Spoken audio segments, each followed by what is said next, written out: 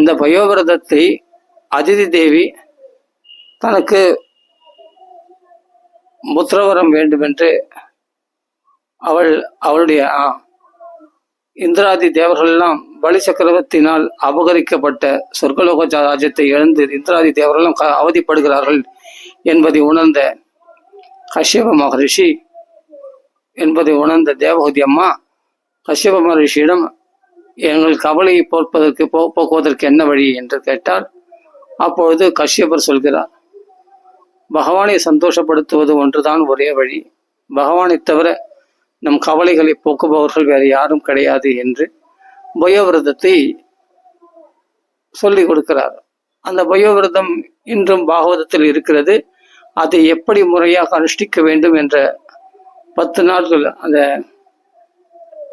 12 நாட்கள் அந்த பயோவிரதத்தை பாலை மட்டும் உணவாக கொண்டு அருந்த வேண்டும் என்று ஒரு விரதம் இருக்கின்றது. அந்த விரதத்தை அனுஷ்டித்தால் பகவான் நிச்சயமாக சந்தோஷம் அடைகிறார். சந்தோஷம் அடைந்தாரா என்று கேட்டால் சந்தோஷம் அடைந்தார். அதிதி தேவிக்கு கஷ்யபர் உபதேசித்த அந்த பயோவிரதத்தை அனுஷ்டித்ததால் 12வது நாள் பகவான் பிரத்யக்ஷமாகி விட்டான். பிரத்யக்ஷமானது மட்டுமல்லாமல் பகவான் சொல்கிறார், நான் உனக்கு எப்படி பிரத்யக்ஷமானார் என்றால் சங்க சக்கர கதாதாரியாக வைகுண்டவாசியாக பகவான் காட்சியளித்தார். அப்பொழுது பகவானே சொல்கிறார், நான் உனக்கு தரிசனம் அளித்ததை, அதற்கு பிறகு உனக்கு நான் மகனாக அவதரிக்கப் போவதை, வாமனராக அவதரிக்கப் போகிறார் என்பதையும் சொல்லிவிடுகிறார் அதிதி தேவியிடம்.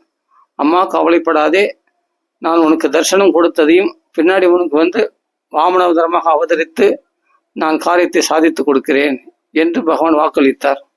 ஆனால் இந்த ரகசியத்தை வேறு யாருக்கும் தெரிவித்து விடாதே, ஏனென்றால் ரகசியங்கள் பாதுகாக்கப்பட்டால்தான் அது பூர்ண பலனை கொடுக்கும் என்று இதே வாமனாவதாரத்தில் பகவான் சொல்கிறார்.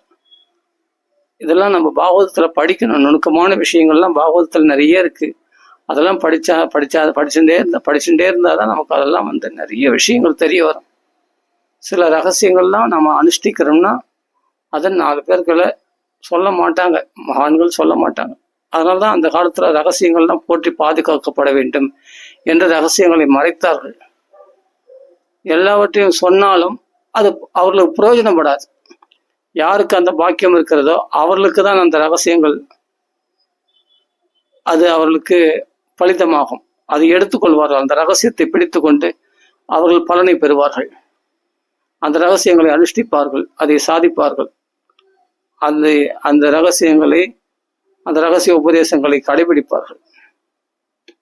கடைபிடித்து பலனையும் பெறுவார்கள். ஆனால் ரகசியமாகவே இருக்கின்றது. ஒரு விஷயம் இப்ப எதை சொன்னோம், அதிதி தேவியிடம் பகவானே சொல்கிறார், ரகசியங்கள் பாதுகாக்கப்ப அதாவது கேட்டா கூட சொல்லக்கூடாதுன்னு சொல்றாரு. அங்க பதம் இருக்கு பாகவதத்துல. பிரச்சனை, அதாவது பிறர் வந்து நீ பயோவிரதத்தை அனுஷ்டித்தாயே அதிதி தேவி, உனக்கு பகவான் ஏதாவது காட்சியளித்தானா, உனக்கு ஏதாவது அதிசயங்கள் தெரிந்தா, இல்ல சொப்னத்தில் தரிசனம் கொடுத்தானா என்று ஏதாவது கிண்டுவார்கள், ஏதாவது கேட்பார்கள், கேட்டு உன்னை தூண்டுவார்கள். அப்படி கேட்டாலும் நீ சொல்லக்கூடாத ரகசியத்தை என்று பகவான் திருடமாக கட்டளையிட்டு விட்டார். அதை அதிதி தேவி அனுஷ்டித்ததனால்தான் அதிதி தேவிக்கு உபேந்திரனாக அதாவது வாமனராக, இந்திரனுக்கு தம்பியாக பகவான் அவதரித்தார். இல்லை என்றால் அவரது அவதாரம் நடக்காமல் போயிருக்கும். அவள் ரகசியத்தை வெளியிட்டிருந்தாள்.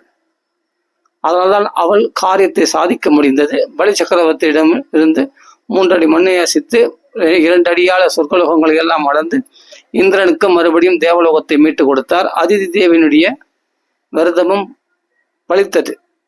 இது நம் பாகவதத்தில் ஒரு கதை மட்டுமில்லை, இதுபோல் பல கதைகள் இருக்கிறது. ரகசியங்கள் போற்றி பாதுகாக்கப்பட வேண்டும். ஆனால் அனுஷ்டித்தால் அந்த ஒரு ரகசியத்தை உறுதியாக அனுஷ்டிக்க வேண்டும். ஏனென்றால் ஏன் ஒரு விஷயத்தை நாம் உறுதியாக கடைபிடிப்பதில்லை என்றால், நமக்கு அதில் நம்பிக்கை இல்லாததனால் பல விஷயங்களை கடைபிடிக்கின்றோம்.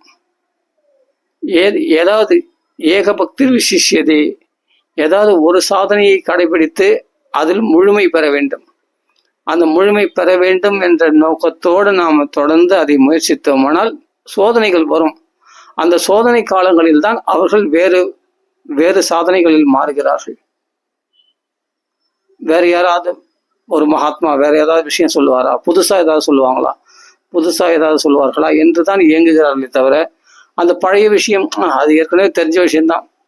ஆமா, பாகவத பாராயணம் பண்ணா, ராமாயண பாராயணம் அதெல்லாம் தெரியும் எனக்கு, நாம சங்கீர்த்தனம் பண்ணா அதெல்லாம் தெரியும்பா, அதெல்லாம் ஏற்கனவே சொல்ல, புதுசா ஏதாவது சொல்லுப்பா என்று கேட்கிறார்கள். அப்ப இவருடைய அறியாமை நாம் என்னவென்று சொல்வது? பழையது பகவானுடைய அந்த தெய்வீக விஷயங்களுக்கு பழையது புதிது என்று கிடையாது. எப்பொழுதும் பகவான் இறைவன் ஒருவன் தான். காலத்துக்கு ஏற்ற போல இறைவன் பல இறைவன்கள் கிடையாது, ஒரே இறைவன் தான். ஆனால் ரகசியங்கள் என்றுமே ஒன்று தான். அது என்று கடைபிடித்தாலும் அது புதுமையான பலன் கொடுக்கும். அது பழமையான ரகசியம் புதுமையான ரகசியம் என்று ஒன்றும் கிடையாது. எப்பொழுதும் ரகசியம் ஒன்றே ஒன்று தான். அது ரகசியம் அல்ல. ஆனால் வெளியரங்கப்பட பைபிள்ல சொல்லியிருக்கு, வெளியரங்கப்படாத ரகசியம் கிடையவே கிடையாது. வெளியரங்கப்படாத ரகசியம் ஒன்றும் இல்லை அப்படி என்று இயேசு கிறிஸ்து சொல்கிறார். அது மாதிரி பைபிள்லயும் வருகிறது. அதனால் எல்லாமே வெளியரங்கப்படுத்தப்பட்டு விட்டாச்சு. எல்லாம் வெளியரங்கப்படுத்தப்பட்டு விட்டது. ஆனால் நாம் அதை அனுஷ்டிக்கிறோமா இல்லையா?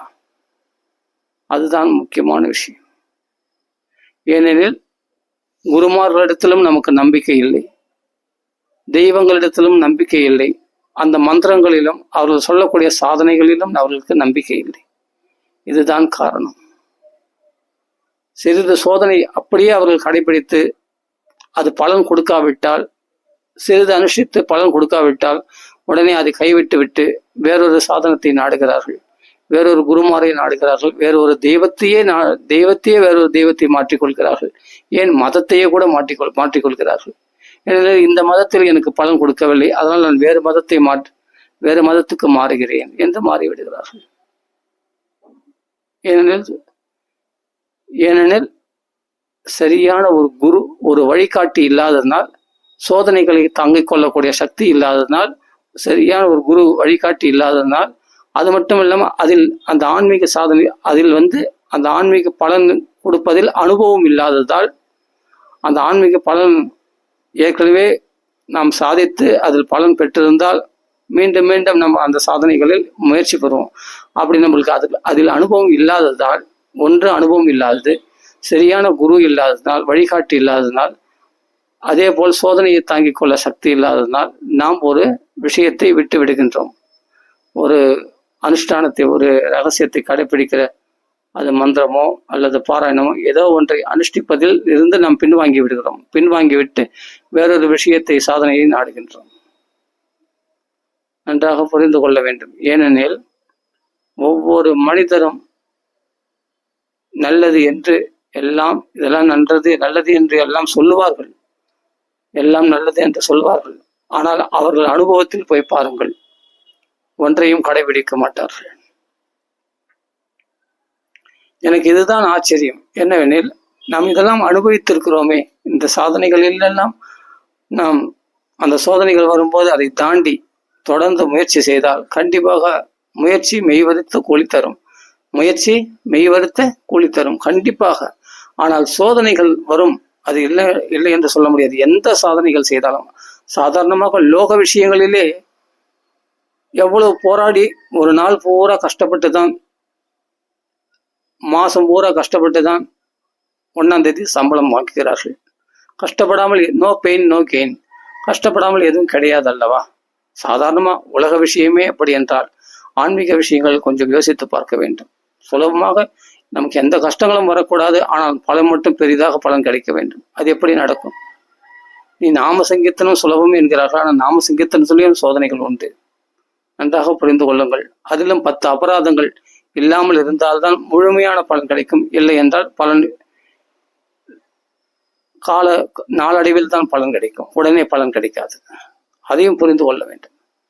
எல்லாவற்றிலுமே சில தங்கு தடங்கல்கள் உண்டு, அதை தாண்டி தான் வர வேண்டும். அது இல்லாமல் நாம் நேராக வர முடியாது. நாம் அந்த அளவுக்கு புண்ணியாத்மாக்கள் கிடையாது. அவ்வளவு புண்ணியாத்மா, அப்படிப்பட்ட புண்ணியாத்மாக்கள் என்றால் அவர்கள் கை காட்டினவுடனே நோய் குணமாகும். அவள் கை காட்டினவுடனே ஒரு உலகத்தையே விஸ்வாமித்திரர் போல ஒரு உலகத்தையே சிருஷ்டி பண்ண முடியும். அவர்கள் நினைத்தால் அகஸ்தியர் போல கடலையே குடித்து விட முடியும். அதுபோல கங்கையே ஜன்கு மகரிஷி குடித்து விடுவது போல அவர்களால் எந்த அதிசயங்களையும் செய்ய முடியும். அவர்கள் புண்ணியாத்மாக்கள். அந்த அளவுக்கு புண்ணியம் பண்ணவில்லையே நாமெல்லாம். அதனால் உடனே நடக்க வேண்டும், எந்த சோதனைகளும் இல்லாமல் என்றால் சற்று கடினம்தான். அதனால் நாம் முயற்சி செய்ய வேண்டும், தொடர்ந்து விடாமுயற்சி செய்ய வேண்டும். அதனால் ரகசியம் என்பது ரகசியமாகவே இருக்கின்றது பாருங்கள். வெளியரங்கப்படுத்தப்பட்டாலும் அது ரகசியமாக இருக்கிறது மக்களுக்கு. ஏனெனில் அதை அனுஷ்டிக்காமல் இருப்பதனால். ஏன் அனுஷ்டிக்கவில்லை என்றால் அதில் நம்பிக்கை இல்லை. அப்படியே நம்பிக்கை இருந்து சிலத்தை கடைபிடித்தாலும் உடனே கை மேல் பலன் கொடுக்கவில்லை, அதனால் பின் வாங்கி விடுகிறார்கள். இல்லை என்றால் சோதனைகள் வருகிறது, அதனால் பின் வாங்கி விடுகிறார்கள். இல்லை என்றால் சரியான ஒரு குரு வழிகாட்டி இல்லாதனால், அதில் ஸ்திர புத்தி நம்பிக்கை ஏற்படாதனால், இல்லை என்றால் அதில் அனுபவம் ஏற்படாததுனால். இந்த சாதனை அனுஷ்டித்தால் இது எனக்கு இந்த பலன் கொடுக்கும், அது கொஞ்சம் சிம்டம்ஸாவது காமிக்கணும், ஒரு சின்ன அதிசயமாவது நடக்க வேண்டும். அப்போதுதான் நான் அதை தொடர்ந்து நான் அந்த சாதனையை நான் அனுஷ்டிக்க முடியும் என்று சொல்கிறார்கள். அப்படி என்றால் அந்த அனுபவம் கொஞ்சமாவது அவர்கள் ஏற்படவில்லை என்றால் உடனே கைவிட்டு விடுகிறார்கள். எதையுமே மகான்கள் சொல்வதை அப்படியே ஏற்றுக்கொள்ளக்கூடிய மனப்பான்மை இன்று கிடையாது. கேட்கிறார்கள், அப்படியா என்று சொல்கிறார்கள், அவ்வளவு விட்டு விடுகிறார்கள். அவரும் தான் அதை சொன்னாரு, இவரும் தான் அதை சொன்னாரு, எவ்வளவோ சொல்லியாச்சு, எவ்வளவு கேட்டாச்சு அப்படின்ட்டு போயிடுறாங்க. அப்படியே அனுஷ்டித்தாலும் சிறிது காலம் அனுஷ்டிக்கிறார்கள். அதுக்கு பிறகு லோக விஷயங்கள் குறுக்கிடும் போது உடனே அதை கைவிட்டு விடுகிறார்கள். அப்ப நான் என்ன சொல்ல வரேன்னா, ரகசியங்கள் என்றும் ரகசியமாக இருக்கு. ஆனால் உண்மையிலேயே அது எப்படிப்பட்ட ரகசியம் என்றால் அருமையான பலன்களை கொடுக்கக்கூடியது. அவ்வளவு பலன்களும் அள்ளித்தரக்கூடிய விஷயம்தான். நிச்சயமாக அந்த சாதனையானது அப்படிப்பட்ட உயர்ந்த பலன்களை கொடுக்கக்கூடியது தான். இதுல கொஞ்சம் கூட சந்தேகமே கிடையாது. ஆனாலும் அதை ஏன் அவர்கள் அனுஷ்டிக்கவில்லை? அதில் ஏன் அவ்வளவு அசத்தையாக இருக்கிறார்கள்? இந்த அளவுக்கு மகான்கள் இவ்வளவு பெரிய ரகசியங்களை சுலபமாக வெளிப்படுத்தி விட்டார்களே. இன்று யோக ரகசியங்கள் சொல்கிறார்கள், தியான ரகசியங்கள், குண்டலினி யோகா, அதெல்லாம் உங்களுக்கு என்ன தெரிய வேண்டும்? எல்லாம் இப்போ யூடியூப்லேயே வந்து விட்டது. நெட்ல போட்டால் குண்டலினி யோகானா எப்படி பண்ண வேண்டும், எப்படி செய்ய வேண்டும், பிராணாயாம பயிற்சி எப்படி செய்ய வேண்டும், பிரத்யாகாரம் எப்படி செய்ய வேண்டும், எல்லாம் தாரணை எப்படி செய்ய வேண்டும், பிழைகளை எல்லா ரகசியங்களையும் வெளிப்படுத்தி விட்டார்கள். நம்மளுக்கு 72,000 நாடிகள் எங்கு இருக்கின்றது, எப்படி எல்லாம் உடவில் இயங்குகின்றது, எல்லாமே புட்டு வைத்து விட்டார்கள். ஆனால் அதை எடுத்துக்கொள்வார் ஆள் இல்லை. உனக்கு அந்த யோக ரகசியம் தெரிய வேண்டும், பக்தி ரகசியம் தெரிய வேண்டுமா? அதுவும் ஸ்பஷ்டமாக எத்தனையோ மகான்களுடைய அனுபவங்கள் மூலமாக பக்த விஜயத்திலையும் பாகவதத்திலையும் ராமாயணத்திலையும் அப்படி காண கிடைக்கின்றது. அவ்வளவு விஷயங்கள் இருப்பதனாலே அந்த பக்தி விஷயத்தில் அலட்சியம் ஏற்படுகிறது. அது அப்படி என்றால் ஒரு காலகட்டத்தில் ரகசியமாக போற்றி பாதுகாக்கப்பட்ட போது அதன் மேல் நம்பிக்கை இருந்தது. அது செத்தது, அந்த ரகசியம் கிடைக்குமா என்று. இவர் ராமானுஜர் காலத்திலேயே ஆயிரக்கணக்கான வருஷங்களுக்கு முன்பு ராமானுஜர் காலத்திலேயே 18 தடவை ஒரு ரகசியத்தை தெரிந்து கொள்ள அலைந்து ஓடி அலைந்தார். 18வது தடவை அந்த ரகசியத்தை தெரிந்து கொண்டபடி. ஆனால் இப்போ அந்த அஷ்டாட்சர மந்திரத்தை நாம் சொன்னால், இல்லை என்றால் அந்த துவய மந்திரத்தை சொன்னால், இவ்வளவுதானா, இதுவா பெரிய விஷயம், பெரிய ரகசியம்? கிடைத்து விட்ட பிறகு அது அலட்சியம். ஆனால் கிடைக்காத போது அது பெரிய ரகசியம். கிடைத்து விட்ட பிறகு அது அலட்சியம். இப்ப துவய மந்திரம் யாருக்கும் தெரியாதா? சரணாகதியினுடைய அந்த துவய மந்திரம் தான் ராமாயணம் பூரா, ராமாயணத்துடைய விளக்கமாக அந்த துவய மந்திரத்தை சொல்லுவார்கள். அதுக்கு விளக்கம் கொடுத்திருக்கிறார்கள் ராமாயணத்தை. அதே போல் சரணாகதி தத்துவத்தையும் வெளிப்படுத்தி விட்டார்கள். ஆணுகுல் என்ற சங்கல்பம், 6 விசேஷங்கள் சொல்லிவிட்டார்கள். பிரதிகூல வச்சனம் என்று எல்லாமே அந்த சரணாகதியினுடைய ரகசியத்தை சொல்லிவிட்டார்கள். இன்னும் என்னென்ன தெரிய வேண்டுமோ எல்லாம் வெளியரங்கப்படுத்தப்பட்டது. எல்லாம் வெளியரங்கப்படுத்தப்பட்டு ஆகிவிட்டது. ஆமாம், ஆனாலும் அதை எடுத்துக்கொள்வார் இல்லை. ராமானுஜாச்சாரியார் ரகசியத்தை வெளிப்படுத்தினார். எத்தனை பேர் அந்த முத்திரஸ்தானம் வாங்கி அந்த ஸ்ரீ வைஷ்ணவத்தில் சேர்ந்து அந்த ராமானுஜ வழியை பின்பற்றி சரியாக நடக்கிறார்கள் என்கிறீர்கள்? சில பேர் தான். ஆனால் பல பேர் அந்த ரகசியத்தை உடைத்தும் பிரயோஜனமற்றதா. ஆனால் ரகசியத்தை உடைத்து சில பேருக்கு தான் பயன்பட்டது, எல்லாருக்கும் பயன்படலே. அவர் என்ன நினைச்சார்? எல்லாருக்கும் இது பயன்பட வேண்டும் என்று தானே உறக்க கோபுரத்தின் மேல் அந்த ரகசியத்தை எடுத்து உரைத்தார் ஸ்ரீ ராமானுஜாச்சாரியார். ஆனால் நீ என்னதான் சொன்னாலும் அது யாருக்கு போய் அத ஒரு வார்த்தை சொல்வார்கள், ஒரு பழமொழி, உடம்பெல்லாம் எண்ணெய் பூசிக்கொண்டு உருண்டு பிறண்டாலும் ஒற்ற மண்ணுதான் ஒட்டும் என்று சொல்வார்கள் அல்லவா? அது மாதிரி நீ என்னதான் ரகசியங்களை வெளியரங்கமாக்கினாலும் அது யாருக்கு போய் சேர வேண்டுமோ அவர்களுக்கு தான் சேரும். மற்றவர்களுக்கெல்லாம் அது ரகசியமாகவே தான் இருக்கும் என்பதை கண்கூட உணர்கிறேன். எவ்வளவு பெரிய விஷயம், ஒவ்வொரு விஷயமும் அதையெல்லாம் சிறிது அனுஷ்டிக்கும் போதே அடியேன் அதனுடைய பலனை உணர்கிறேன். சிறிது அனுஷ்டிக்கும் போதே ஆகா, இப்படிப்பட்ட பலனை கொடுக்கக்கூடிய இந்த ரகசியத்தை ஏன் எல்லாம் கடைபிடிக்க மாட்டேன் என்கிறார்கள் என்று நினைக்கும் போது மனது மிகவும் கஷ்டப்படுகிறது. நம்முடைய கலாச்சாரத்தில், நம்ம சனாதன தர்மத்தில் என்ன இல்லை? நமக்கு என்ன இல்லை? நமக்கு எதை பகவான் குறை வைத்து விட்டு போய்விட்டார்கள்? ரிஷிகள் எல்லாம் என்ன குறை வைத்து விட்டு போய்விட்டார்கள்? நமக்கு எல்லாம் பரிபூர்ணமாக ஒரு தந்தையானவர் பிள்ளைகளுக்கு தேவையான எல்லா சொத்துக்களையும், அவர்கள் 7 தலைமுறைக்கு தேவையானது ஒரு சொத்தை சேர்த்து வச்சுட்டு போனா அப்பா, அந்த அப்பா எப்படி கொண்டாடுவோம்? அது மாதிரி நம்ம ரிஷிமார்கள்லாம், அப்படிப்பட்ட பிரம்மனிஷ்டர்கள்லாம், மகான்கள்லாம், வியாசர், வால்மீகி போன்ற மகான்கள்லாம் பெரிய பெரிய விஷயத்தை சுலபமாக நமக்கு கொடுத்து அந்த சொத்துக்களை கொடுத்து வைத்து விட்டு போய்விட்டார்கள். பல விஷயங்களில், பல யோக முறைகளில், பல சாஸ்திர வழிகளில், சாஸ்திரத்தின் மூலமாக நமக்கு எல்லாம் கொடுத்து விட்டார்கள். நாம் பெரிய பணக்காரர்கள். ஆனாலும் நம்ம இன்னும் பல பேர் நாம் பிச்சைக்காரர்களாக தான் இருக்கின்றோம். சந்தோஷமற்று காணப்படுகின்றோம். பணம் அதிகமாக இருப்பதனால் அவர்கள் பணக்காரர்கள் என்று அர்த்தமல்ல. சந்தோஷம் யாரிடத்தில் நிறைந்திருக்கிறதோ, ஆன்ம நிலையில் எப்பொழுதும் யார் பிரகாசிக்கிறார்களோ, ஆன்ம ஒளியில், அவர்களே பெரிய பணக்காரர்கள். எப்பொழுதும் முகத்தில் புன்னகை, மனதில் குதூகலம், சந்தோஷம், இவைகள் அனுபவிப்பவர்களே சிறந்த பணக்காரர்கள் என்று தெரிந்து கொள்ள வேண்டும். தனதன் என்று ஏன் குபேரனுக்கு பெயர் என்றால், தனத்தை பிறருக்கு வழங்குவதனால்தான் அவனுக்கு தனன் என்று பெயர். தனதன் என்று பெயர். குபேரனுக்கு தனதன் என்று ஏன் பெயர் என்றால், தனதன் என்ற பெயர் என்று ஒரு நல்ல பெயர். ஏனென்றால் தன் தனத்தை வைத்திருந்தால் மட்டும் போதாது, பிறருக்கு வழங்க வேண்டும். அதனால்தான் மேலும் மேலும் அவனுக்கு தனம் வளரும். ஆனால் பிறருக்கு வழங்காமல் இருக்கிறவன் பணக்காரனாக இருக்கின்றான். அவனுக்கு என்ன பெயர் என்றால் ஆட்டியன். ஆட்டியன்னா பெரிய பணக்காரன் என்று அர்த்தமே தவிர அவன் பிறருக்கு வழங்குபவன் அல்ல. தான் வரைக்கும் பணக்காரனாக இருக்கின்றான், அவ்வளவுதான். தான் பணத்தை சேர்த்து வைத்து சுயநலவாதியாக இருக்கின்றான், அவன் ஆட்டியன். ஆட்டியன்னா பெரிய பணக்காரன், அவ்வளவுதான். பணக்காரன் என்று சொல்லலாம், அவ்வளவுதான். பணக்காரன் என்று சொல்லாமே தவிர தனதன் என்று சொல்ல முடியாது. பிறருக்கு வழங்குபவன் தான் தனதன். தனத்தை தானம் செய்பவன் தான் தனதன் என்று அர்த்தம். அது மாதிரி மகான்கள்லாம் நாம அதனால சந்தோஷம் யார் இருக்கிறது? பணக்காரனா இருக்கிறதுனால சந்தோஷமா இல்லை.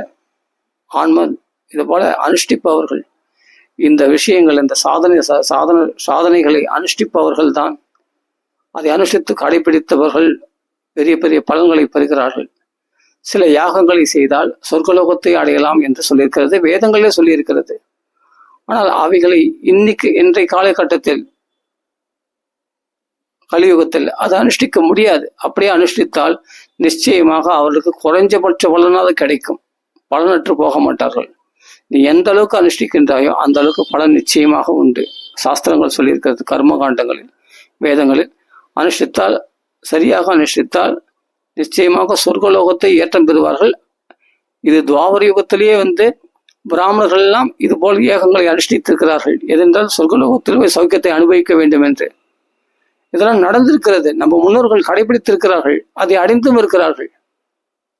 இதுபோல் பல விஷயங்கள், பல ரகசியங்கள் மறைத்து வைக்க போற்றப்பட வேண்டிய விஷயங்கள் எல்லாம் வெளியரங்கமாக்கி இருக்கிறார்கள்.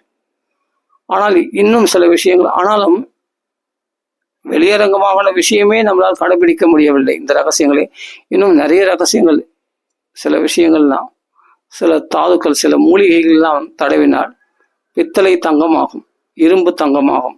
அப்படிப்பட்ட மூலிகைகள் எல்லாம் இருந்திருக்கின்றன நம்ம தேசத்திலேயே, இப்பொழுதும் இருக்கின்றன. இமயமலை சாரர்கள் சொல்கிறார்கள், சித்தர்கள் சொல்கிறார்கள். ஆனால் அதனுடைய முறை ஒன்று இருக்கிறது. அது எப்படி செய்ய வேண்டும் என்ற ஒரு முறை இருக்கிறது. அதற்கான ஆச்சாரம் இருக்க வேண்டும். இப்போ ஒன்றுமில்லை, ஆஞ்சநேயர் சுவாமியே போகும்பொழுது பார்த்தால் அந்த சஞ்சீவினி பர்வதத்தை கொண்டு வர போகும்பொழுது அதில் மூலிகைகள்லாம் தன்னை ஒழித்து வைத்துக் கொண்ட, தன்னை மறைத்து கொண்டன. யாரையும் நம்ம அபகரித்து ஏனென்றால் அவைகள்லாம் தெய்வீக மூலிகைகள், அவைகள்லாம் தெய்வீக சக்தி பெற்றவைகள், அவைகள்லாம் தேவதைகள். அவைகள்லாம் சாதாரண மக்களுடைய கண்களுக்கு தெரிய மாட்டார்கள். அந்த மூலிகைகள் எல்லாம் சாதாரண மக்களுக்கு, ஏனென்றால் இவர்கள் துஷ்பிரயோகம் செய்து விடுவார்கள் என்பதனால் இன்றும் அதுபோல மூலிகைகள் எல்லாம் கொல்லிமலையில் இருக்கின்றது, பல இமயமலையில் இருக்கின்றது, நிறைய காடுகளில் இன்றும் இருக்கின்றது. அதுபோல மூலிகைகள் எல்லாம் சில செடிகள் கொடிகள் எல்லாம் தவழ்ந்தே போகும். அப்படியே நாம வேறு இல்லாமல் அப்படியே நகர்ந்து போகும், பாம்பு போல ஊர்ந்து செல்லும். அப்படிப்பட்ட கொடிகள்லாம் உண்டு, அப்படிப்பட்ட ஸ்தாவரங்கள்லாம் உண்டு, இன்றைக்கும் உண்டு. நிறைய ரகசியங்கள் இருக்கின்றது. இன்றைக்கும் நிறைய சித்தர்கள் எல்லாம் உலாவிக் கொண்டிருக்கிறார்கள். ஆனால் எல்லார் கண்ணுக்கும் தெரிய மாட்டார்கள். ஏனெனில் அதுக்கான தகுதியற்றவர்களாக இன்று காணப்படுகிறார்கள். கலியுகத்தில் அவர்கள் கண்களுக்கு தெரிய மாட்டார்கள். உண்மையான அன்போட, உண்மையான சக்தியோட சகல ஜீவராசிகளையும் நேசிக்கிறவர்கள் இருக்கிறார்கள் பற்றியா பார்த்தீர்களா? அவர்கள் கண்ணுக்கு தெரிவார்கள். அவர்கள் பார்த்தா ஏழைப்பட்டவர்களாக இருப்பார்கள், வாழ்க்கை நொடிந்து போனவர்களாக இருப்பார்கள். ஆனால் எல்லாரிடத்திலும் கருணை காட்டக்கூடியவர்களாக இருப்பார்கள். அவர்கள் எதர்ச்சியாக அவர்கள் திருவண்ணாமலைக்கு, வேற எங்கு கொல்லிமலைக்கு, வேற எங்கேயாவது சென்றார்கள்னா அவர்கள் கண்களுக்கு அந்த சித்தர்கள் காட்சியளித்திருக்கிறார்கள். இன்றும் நடந்திருக்கிறது சில பேர்கள். ஏனென்றால் அவர்கள் மற்ற ஜீவராசிகளை ஆதரிக்கிறவர்கள். ஒரு நாய், பூனை முதல் கொண்டு, நாம் நாய் பூனை என்றால் அது நீச்சமானது என்று நாம் ஒதுக்கி விடுகிறோம் அல்லவா? அந்த நாய் பூனைகளுக்கு கூட உணவளித்து, அதுபோல எல்லா ஜீவராசிகளும் கருணை காட்டக்கூடியவர்களுக்கு மகான்கள் கருணை காட்டுகிறார்கள். சத்தியம் இது இன்று நடந்திருக்கிறது. எவ்வளவு பேருக்கு விஷயங்கள் சாட்சியாக இருக்கின்றது. அவர்களுக்கு எல்லாம் சித்தர்கள் காட்சியளிக்கிறார்கள். எங்காவது மலை பிரதேசத்தில் சென்றால், வேறு எங்காவது சென்றால் அவர்களுக்கு காட்சியளித்திருக்கிறார்கள். அவர்களுக்கு சில ரகசிய உபதேசங்களும் செய்து விடுகிறார்கள். அதை ரகசியத்தை கடைபிடித்து இது யாருக்கும் சொல்லாதே என்று மௌனமாக இரு. மௌனத்தை ரகசியங்களில் நான் மௌனமாக இருக்கின்றேன் என்று கீதையில் பகவான் சொல்கிறார் அல்லவா? அதனால மௌனம்ன்றது பெரிய ரகசியம். ஆனால் எத்தனை பேரால மௌனமாக இருக்க முடிகிறது? சொல்கின்ற என்னாலே இருக்க முடியாது, ஒத்துக்கொள்கிறேன். ஆனால் அதை கடைபிடித்தால் அவ்வளவு பலம். பைபிளில் ஒரு வார்த்தை வருகிறது, அது நீதிமொழிகள் வருகிறது என்று நினைக்கின்றேன். அதாவது என்னன்னா, நீங்கள் அதிகம் பேசும்போது நீங்கள் பாவம் செய்யாமல் இருக்க மாட்டீர்கள். உங்கள் பாவத்தை சேர்த்து கொள்ளக்கூடிய வார்த்தை எங்கேயாவது ஒன்று வந்துவிடும். அதனால் நீங்கள் அதிகமாக பேசினால் நிச்சயமாக அதில் பாவம் சம்பந்தம் இல்லாமல் இருக்காது, அதில் பாவம் செய்து விடுவீர்கள் என்று சொல்லப்பட்டிருக்கிறது ஒரு வார்த்தை பைபிளில். அது உண்மைதான். எதையாவது நாம யாரையாவது குறையாக சொல்லிவிடுவோம், ஏதோ ஒரு பாவத்தை நாம் செய்கின்றோம் அதிகமாக பேசும்போது என்று சொல்லப்படுது. அது ஆகையால பேசாமல் இருப்பது மௌனமே சிறந்த ரகசியம். யாருக்கும் சொல்லிவிடக்கூடாது எல்லா ரகசியங்களையும் என்றுதான் அன்று மகாபுருஷர்கள் மறைத்து வைத்தார்கள். ஏன் இந்த ரகசியங்களை மறைத்து வைத்தார்கள் என்றால், கலிகாலத்தில் அதை துஷ்பிரயோகம் செய்து விடுகிறார்கள். இப்ப பித்தளையை தங்கமாக்க வேண்டும், இரும்பை தங்கமாக்க வேண்டும் என்ற ரகசியத்தை நாம் சொல்லிவிட்டார் என்னாகும்? தங்கம் இருக்கிற இடத்துல கலிபுருஷன் இருப்பான். அவைகள் எல்லாம் தங்கம் என்ன ஆகும்? அது கள்ள மார்க்கெட்ல தவறாக வேற மாதிரி, அது பிஸ்னஸ் வேற மாதிரி போயிடும் இல்லையா? அதனால கலியுகத்துல அதை வெளிப்படுத்தாமல் மறைத்து விட்டார்கள். நிறைய விஷயங்கள் மறைந்து போய்விட்டது. அது தெய்வ செயல். அது சொல்ல போனால் நமக்கு கிடைச்ச சாஸ்திரங்களே கொஞ்சம்தான். இன்னும் நிறைய சாஸ்திரங்கள் மண்ணோடு மண்ணாக மறைந்து விட்டன ஓலைச்சுவடிகளில். தெரியுமா? அது தெரியுமா உங்களுக்கு? செல்லரித்து போய் எத்தனையோ மறைந்து விட்டது. எவ்வளவு விஷயங்கள் தெரியுமா? இன்றும் சித்த புருஷர்கள் எல்லார் கண்ணுக்கும் தெரிவதில் நம்ம முன்னாடியே நடந்து போய் கொண்டிருப்பார்கள். அவர்கள் பிச்சைக்காரன் போல தோன்றும், பார்த்தா பைத்தியக்காரன் போல தோன்றும், ஒரு குள்ளர்களாக இருப்பார்கள். சில பேர் பார்த்தா அப்படியே அவரை பார்த்தாவே நம்ம முகத்தை திருப்பிப்போம், அது மாதிரி இருப்பாங்க. தெரியாது. சில பேர் பார்த்தா நல்லா பணக்கார மாதிரி இருப்பாங்க பார்க்கறதுக்கு, அவர்களையும் நம்ம திரும்பி பார்க்க மாட்டோம். எந்த ரூபத்தில் வருவார்கள் என்று சொல்ல முடியாது. ஒரு நாய் ரூபத்தில் வருவார்கள். ஆம், நாய் ரூபத்தில் கூட வருவார்கள். நாம் அவர்களை நாம் துரத்தி விட்டு விடுவோம். ஒரு பூனை ரூபத்தில் வருவார்கள். எந்த ரூபத்திலும் வருவார்கள் மகான்கள். நாம் நம்மை பரிசோதிப்பார்கள், அவைகளுக்கு நீங்கள் ஜீவகாரண்யம் காட்டுகிறீர்களா இல்லையா என்று.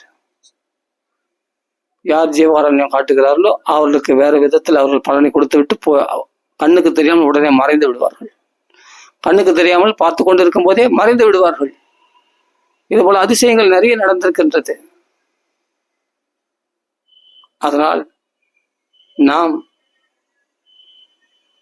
எல்லா ரகசியங்களும் மகான்கள் வெளிப்படுத்தட்டும். ஆனால் நமக்கு குருவால் எதை உபதேசிக்கப்பட்டதோ அது ரகசியமாக பாதுகாக்கப்பட்டு அதை நாம் பிறருக்கு சொல்வதை காட்டிலும் நாம் அதை அனுஷ்டிக்க வேண்டும்.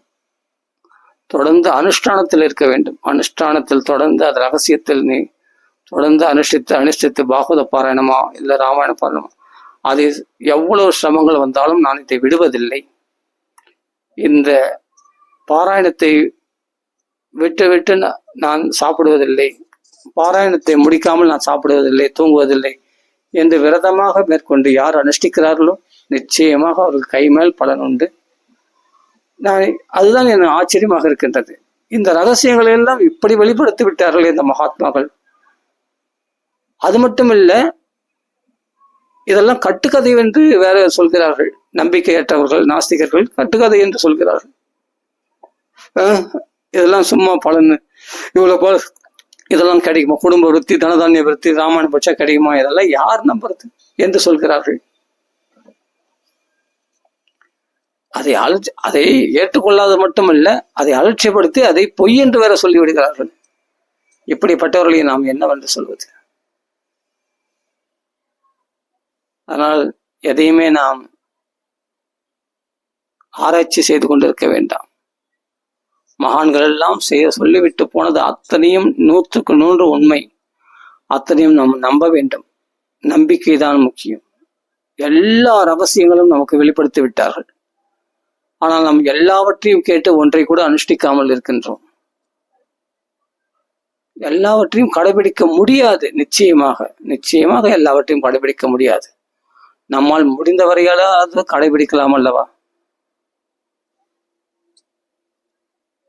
ஏனென்றால் கருணையினால் வெளிப்படுத்தி விட்டார்கள் எல்லா ரகசியங்களையும்.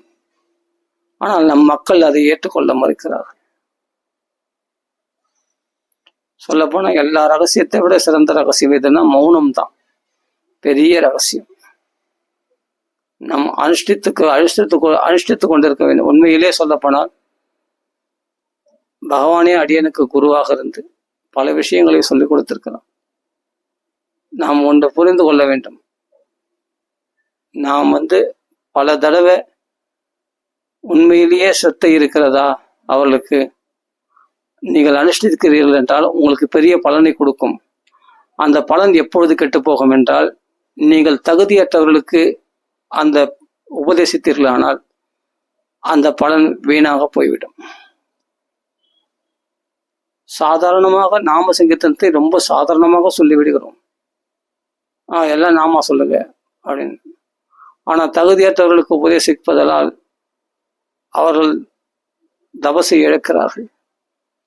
ஆனால் அப்படி தபசை இழந்தாலும் பரவாயில்லை, பிறர் பயனடைய வேண்டும் என்ற கருணையினால் மகான்கள்லாம் அந்த நாம சங்கீர்த்தனத்தை பிரச்சாரம் செய்கிறார்கள். தெரியுமா? கருணையினால் தாங்கள் தபசை இழந்தாலும் பரவாயில்லை, பிறர் நன்மை அடைய வேண்டும் என்பதற்காக அவர்கள் பிரச்சாரம் செய்கிறார்கள் நாம சங்கீர்த்தனத்தை. சில பிரபுபாதா முதல் கொண்டு எல்லாருமே ஏன்? அவர்கள் பலனடையட்டும். கருணையினால். கருணையினால் தான் ரகசியத்தை, புராண குஹ்யம், புராணங்களுக்குள் ரகசியமாகிய பாகவதத்தை கருணையினால் தான் வெளிப்படுத்தினார். புராண குஹ்யம் சம்சாரினாம் கருணையாக புராணம். இந்த சம்சாரத்தில் அல்லல் படுகிறீர்களே, தமோந்தம் அறியாமல் இப்படி வேதனை படுகிறீர்களே, நீங்கள் எல்லாம் கொஞ்சம் விழித்துக் கொள்ளுங்களே. உன்னித்திர மூடை, அவர்கள் இந்த அறியாமை என்ற தூக்கத்திலிருந்து எழுந்து கொள்ளுங்களேன், விழித்துக் கொள்ளுங்களேன் என்று ஒரு நல்ல நோக்கத்தோடு தான் சுகாச்சாரியார் இந்த பாகவதத்தை வெளிப்படுத்தினார். ஆனால் அந்த ரகசியத்தை வெளிப்படுத்தினது எல்லாருக்கும் பயன்படவில்லை. வெளிப்படுத்தியும் பிரயோஜனம் இல்லை. ஆனால் பயன்பெற்றார்கள். அதில் 100ல் 10 பேர் பயன்பெற்றார்கள். அப்படித்தான் சொல்ல வேண்டும். இன்று பாகவதம் எத்தனை பேர் படிக்கிறார்கள்? படித்து புரிந்து கொள்கிறார்கள், புரிந்து அதன்படி நடக்கிறார்கள்? சொல்லுங்கள் பார்க்கலாம். ரகசியங்கள் வெளிப்படுத்தி ஆயிற்று. இனிமேல் நீ சாதனை செய்ய வேண்டியது மட்டும்தான்.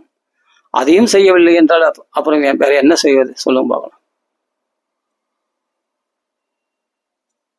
அப்போ ரகசியங்கள் எல்லாம் உண்மையிலேயே ரகசியங்களாக தான் இருக்க வேண்டும் என்று இப்பொழுது தோன்றுகிறது. ஏனெனில் ரகசியமாக மறைத்து வைக்கப்படதான் ஒரு விஷயத்துக்கு மரியாதை அதிகமாகிறது. இப்பொழுதுதான் புரிகிறது. மகான்கள் ஏன் ரகசியமாக போற்றி பாதுகாத்தார்கள். அப்பொழுதுதான் நீ நோண்டி கொண்டு உள்ளே வருவாய். ஆமா, நோண்டி கொண்டு உள்ளே வருவாய். ஒரு ரகசியத்தை பாதுகாத்ததுனால்தான் 18 தடவை ராமானுஜாச்சாரியரே அலைந்தார். இது பகவானுடைய அவதாரம், லக்ஷ்மணருடைய அவதாரம். அவர் ஏனெனில் அதை அனுஷ்டித்து காட்டுகிறார். ஒரு ரகசியத்தை மறைத்து வைக்கும் பொழுதுதான் அதுக்கு மதிப்பும் அதிகரிக்கும் என்று இப்பொழுது புரிகிறது.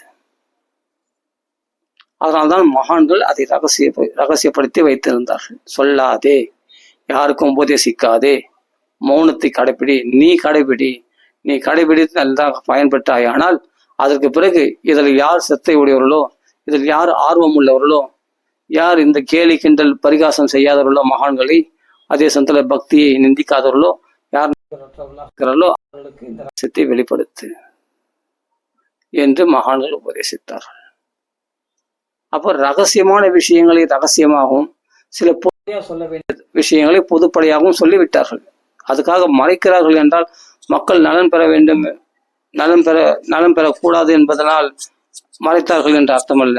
மக்கள் எல்லாரும் நலம் பெற வேண்டும் என்பதற்காக பொதுவான விஷயங்களை சொல்ல வேண்டிய விஷயத்தை பொது தர்மம் என்று பொதுதான தர்மத்தையும் சொல்லிவிட்டார்கள் மகான்கள். அது பொது தர்மம் என்று பேர். அந்த பொது தர்மத்தை நாம் கடைபிடித்தாலே அப்புறமா நம்ம ஆட்டோமேட்டிக்கா ரகசியத்துக்கு வருவோம். ரகசியத்தை தெரிந்து கொள்ள வேண்டும் என்ற ஆர்வம் நமக்குள் உண்டாகும். அப்பொழுது ரகசியத்தை மகான்களிடத்தில் நாம தத்தியத்தை பிரணிவாதன பரிபிரஷ்ன செய்யணும் தத் உபதேசந்தி ஞானம், அந்த ஞானத்தை அவர்கள் உபதேசிப்பார்கள் மகான்கள். இதுதான் முறை. முதல் பொது தர்மத்தை நீ கடைபிடிக்காமல் அதுக்கு பிறகு நீ இதுல நம்பிக்கை, அந்த வைதிக கர்மாக்களின் நம்பிக்கை வராமல் அதுக்கு பிறகு அந்தரங்க ரகசியமாகிய தெய்வீக விஷயத்துக்கு நீ எப்படி உள்ளே வருவாய்? பாகவத தர்மத்துக்கு எப்படி உள்ளே வருவாய்? பாகவத தர்மம் ரொம்ப ரகசியமானது. தர்மம் சாட்சாத் பகவத் பிரணீதம். இந்த பாகவத தர்மம் 12 பேருக்கு தான் தெரிந்திருந்தது. அதை கருணையினால் சுகாச்சாரியர் வெளிப்படுத்தினார். சம்சாரணம் கருணையாக புராண குஹ்யம் இந்த பாகவத தர்மத்தை வெளிப்படுத்தினார். அதுக்கு பிறகு மற்ற வர்ணாசிரம தர்மங்கள் தான் இருந்தது. அதில் பொது தர்மமும் இருந்தது. பொது தர்மத்தின் மூலமாக மக்களுக்கு நல்வழி காட்டினார்கள். அது எல்லா தர்மத்தையும் கடைபிடித்து இவைகள் எல்லாம் தெரிந்து கொண்டு இதுக்கு மேல் ரகசியமான விஷயத்தை தெரிந்து கொள்ள வேண்டும் என்று அவருடைய ஆர்வத்தை பார்த்து குருநாதர் உபதேசிப்பார். அது அவர்கள் நடந்து கொள்வதை பொறுத்து, அவருடைய பணிவிடைகளை பொறுத்து. ஆனால் இன்று காலமே மாறிவிட்டது. யாரு கேட்க விருப்பம் இல்லாமல் இருக்கிறார்களோ அவர்களை தேடி தேடி போய் சொல்கிறார்கள். மக்களை கூட்டுவதில் தான், மக்களை பெருக்குவதில், மக்கள் தன் கூட்டத்தை சேர்ப்பதில் தான் ஆர்வமாக இருக்கிறார்கள். என்னென்னவோ நடக்கின்றது. எல்லாம் வியாபாரமாகிவிட்டது. பணத்துக்காக அது என்னென்னவோ அது அது அது மார்க்கமே தவறாக போய்விட்டது. பக்தியே வியாபாரமாகிவிட்டது. கோயில்கள் தீர்த்தங்கள் எல்லாம் வியாபாரமாகிவிட்டது. தீர்த்தங்கள் வேணுமென்றால் பணம். கோயில்களில் முன்னாடி போய் கர்ப்பகிரகத்தை, பகவானை மூலஸ்தானத்தை தரிசிக்க வேண்டும் என்றால் பணம். எல்லாம் வியாபாரம். பக்திக்கும் வியாபாரம், உபன்யாசங்களுக்கும் வியாபாரம், எல்லாம் வியாபாரம், எல்லாம் பணமாகிவிட்டது. ரகசியங்கள் எங்கு இருக்கின்றது? ரகசியங்கள் என்று ஒன்று எங்கு இருக்கிறது? எல்லாம் வெளியரங்கமாக்கப்பட்ட பிறகு, எல்லாம் வெளியரங்கமாக்கப்பட்ட பிறகு ரகசியம் என்று ஒன்று எங்கு இருக்கிறது? கிடையாது. இப்ப எது ரகசியம், எது உண்மை, எதை கடைபிடித்தால் எந்த பலன் கிடைக்கும் என்று ஒன்றுமே புரியவில்லையே. இப்பொழுது பொது விஷயங்களும் பாகவத விஷயங்களும் ஒன்றாக சமமாகிவிட்டது. எல்லாமே அதற்கு சமமாகத்தான் பாகவத விஷயங்களையும் நினைக்கின்றார்கள். முடிந்து விட்டது, அவ்வளவுதான். அதுக்கு மரியாதை போய்விட்டது. அது ரகசியங்களாக போற்றி பாதுகாக்கப்பட்ட போது அதன் நேரத்தில் இருந்த மரியாதை இப்ப வெளியரங்கமாகப்பட்டு பணம் கொடுத்தால் பாகவதம் கிடைக்கும், எல்லாமே கிடைச்சிடும் அப்படின்னும் பொழுது இப்போ லௌகிக விஷயங்கள் எந்த அளவுக்கு மரியாதை கொடுக்கிறார்களோ அதே விஷயத்துக்கு தான் இந்த பாகவத விஷயத்துக்கு மரியாதை கொடுக்கிறார்கள். போயிடுச்சு, அதனுடைய மரியாதை போய்விட்டது. எப்படிப்பட்ட ஒரு உயர்ந்த விஷயம், எப்படிப்பட்ட ஆத்மானந்தத்தை தூண்டக்கூடியது, ஆத்ம உணர்வை தூண்டக்கூடியது, கிருஷ்ண உணர்வு நமக்குள் தூங்கி கிடக்கின்ற அந்த சச்சிதானந்த உணர்வை தூண்டிவிடக்கூடியது. அப்படிப்பட்ட அந்த பாகவதத்தை சரளமாக சுலபமாக ஏதோ பணத்துக்காக கேட்பதும், பணத்துக்காக பலனை உத்தேசித்து ஏதோ ஒன்று பணத்துக்காக பதில் சொல்வதும், பணத்துக்காக உபன்யாசம் செய்வதும் எல்லாம் மாறிவிட்டது. இப்போது லோக விஷயங்கள் போல போய்விட்டது பாகவத விஷயம். லோக விஷயம் வேறு, பாகவத விஷயம் வேறு என்ற அந்த ஒரு மனப்பான்மையே இல்லாமல் போய்விட்டது. இதற்கு நாம பயபக்தியோடு கேட்க வேண்டும். இது பவித்திரமானது, இது பெரும் பாக்கியம் இது என்ற நினைவோடு எத்தனை பேர் பாகவம் தானே, எப்பொழுதும் படிக்கத்தானே, எப்பொழுதும் கேட்கத்தான், அதனுடைய மரியாதையே போய்விட்டது. லோக விஷயங்களுக்கு சமமாக நினைக்கின்றார்கள்.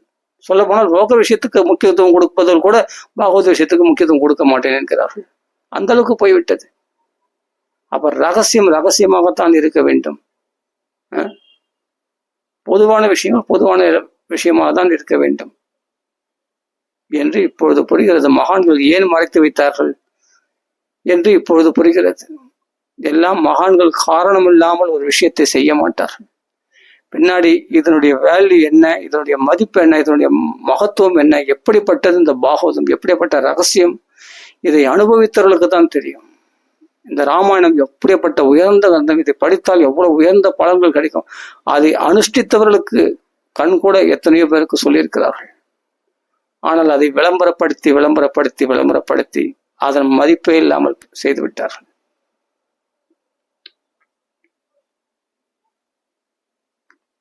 யார் ரகசியத்தை பாதுகாக்கிறார்களோ அவர்களே ஆன்மீகத்தில் வெற்றி அடைவார்கள். நன்றாக புரிந்து கொள்ளுங்கள். உங்களுக்கு உபதேசிக்கப்பட்ட ரகசியத்தை யார் பாதுகாக்கிறார்களோ அவர்களே ஆன்மீகத்தில் வெற்றி அடைவார்கள். நாம் ஒரு நிலைக்கு உயராத வரைக்கும் நமக்கு உபதேசித்த விஷயத்தை மற்றவர்களுக்கு சொல்லக்கூடாது. நன்றாக புரிந்து கொள்ளுங்கள்.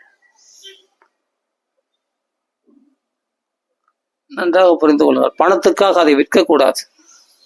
நமக்கு உபதேசிக்கப்பட்ட விஷயத்தை பணத்திற்காக மற்றவர்களுக்கு விற்கக்கூடாது.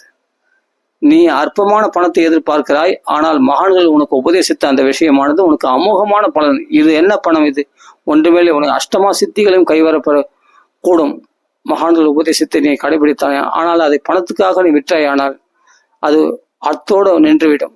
அதுக்கு மேல் உனக்கு அந்த பணத்தோடு நின்றுவிடும். அதுக்கு மேல் உனக்கு பெரிய பலன்கள் கொடுக்காது. நன்றாக புரிந்து கொள்ளுங்கள். புகழ்ச்சிக்கு ஆசைப்பட்டோ அல்ல சிஷ்யர்களை சேர்க்க வேண்டும் என்று ஆசைப்பட்டோ பணத்துக்காகவோ நீ உன் வித்தையை விட்டுவிட்டாயானால் அத்தோடு நின்றுவிடும். அதற்கு மேல் உனக்கு எந்த பெரிய பலனும் கிடைத்து விடாது. சொன்ன போனால் வீழ்ச்சி அடைய கூட வாய்ப்பு உண்டு. அந்த பாகவத தர்மத்திலிருந்து உனக்கு பாகவத தர்மத்தில் உனக்கு உபதேசித்தார்கள், ஆனால் அதை நீ முதலில் அனுஷ்டிப்பாயாக. அனுஷ்டித்து அதை கடைபிடித்து நீ ஒரு உன்னத ஸ்திதிக்கு வந்த பிறகு, அதற்கு பிறகு முன்னிடத்தில் தேடி வருபவர்களுக்கு, சிரத்தையோடு இருப்பவர்களுக்கு அந்த உபதேசத்தை செய்வாயாக. அப்படி செய்யும் போதும் தபசு குறையதான் செய்யும். ஆனால் நாம் தொடர்ந்து நிஷ்டையில் இருக்க வேண்டும். அப்பொழுதுதான் அந்த பாகவதம், அந்த விஷயமானது அப்படி பிரகாசிக்கும். மனசில் மகோத்சவம் ஏற்படும், அனுபவங்கள் ஏற்படும். ஸ்வானுபவம் என்று சொல்கிறோமல்லவா சுகாச்சாரியர். அந்த சாநித்தியம், அந்த ஸ்வானுபவம் என்ற சாநித்தியம், அந்த உற்சாகம், அந்த தெய்வீக நிலை, அந்த உன்னத ஸ்திதி, அந்த தெய்வீக மகிமை உனக்குள்ள அது வெளிப்படும். அந்த தெய்வீக உணர்வு, அந்த கிருஷ்ண அனுபவம் ஒரு மங்களகரமான, ஒரு மகோத்சவமான, ஒரு மங்களகரமான நித்தியஸ்ரீ நித்திய மங்களம், அந்த மங்களகரமான ஒரு மனசு உற்சாகம் ஏற்படுகிறத ஒரு ஒரு சுத்தமான ஒரு பரிசுத்தமான நிலையில் நீ வைக்கப்படுவாய். இந்த அனுபவத்தை நான் எப்படி சொல்வது என்று தெரியவில்லை. அது அனுபவித்தவர்களுக்கு தான் தெரியும். அந்த உன்னத ஸ்திதியில் நீ வைக்கப்பட்டு அந்த பேரானந்தத்தை நீ உணர்வாய். இந்த உலகத்தில் இனிமேல் எனக்கு எதுவும் வேண்டாம், இது ஒன்றே போதுமானது என்ற அந்த உன்னத ஸ்திதிக்கு உயரும் வரையில் நீ உன் ரகசியத்தை வெளிப்படுத்தக்கூடாது.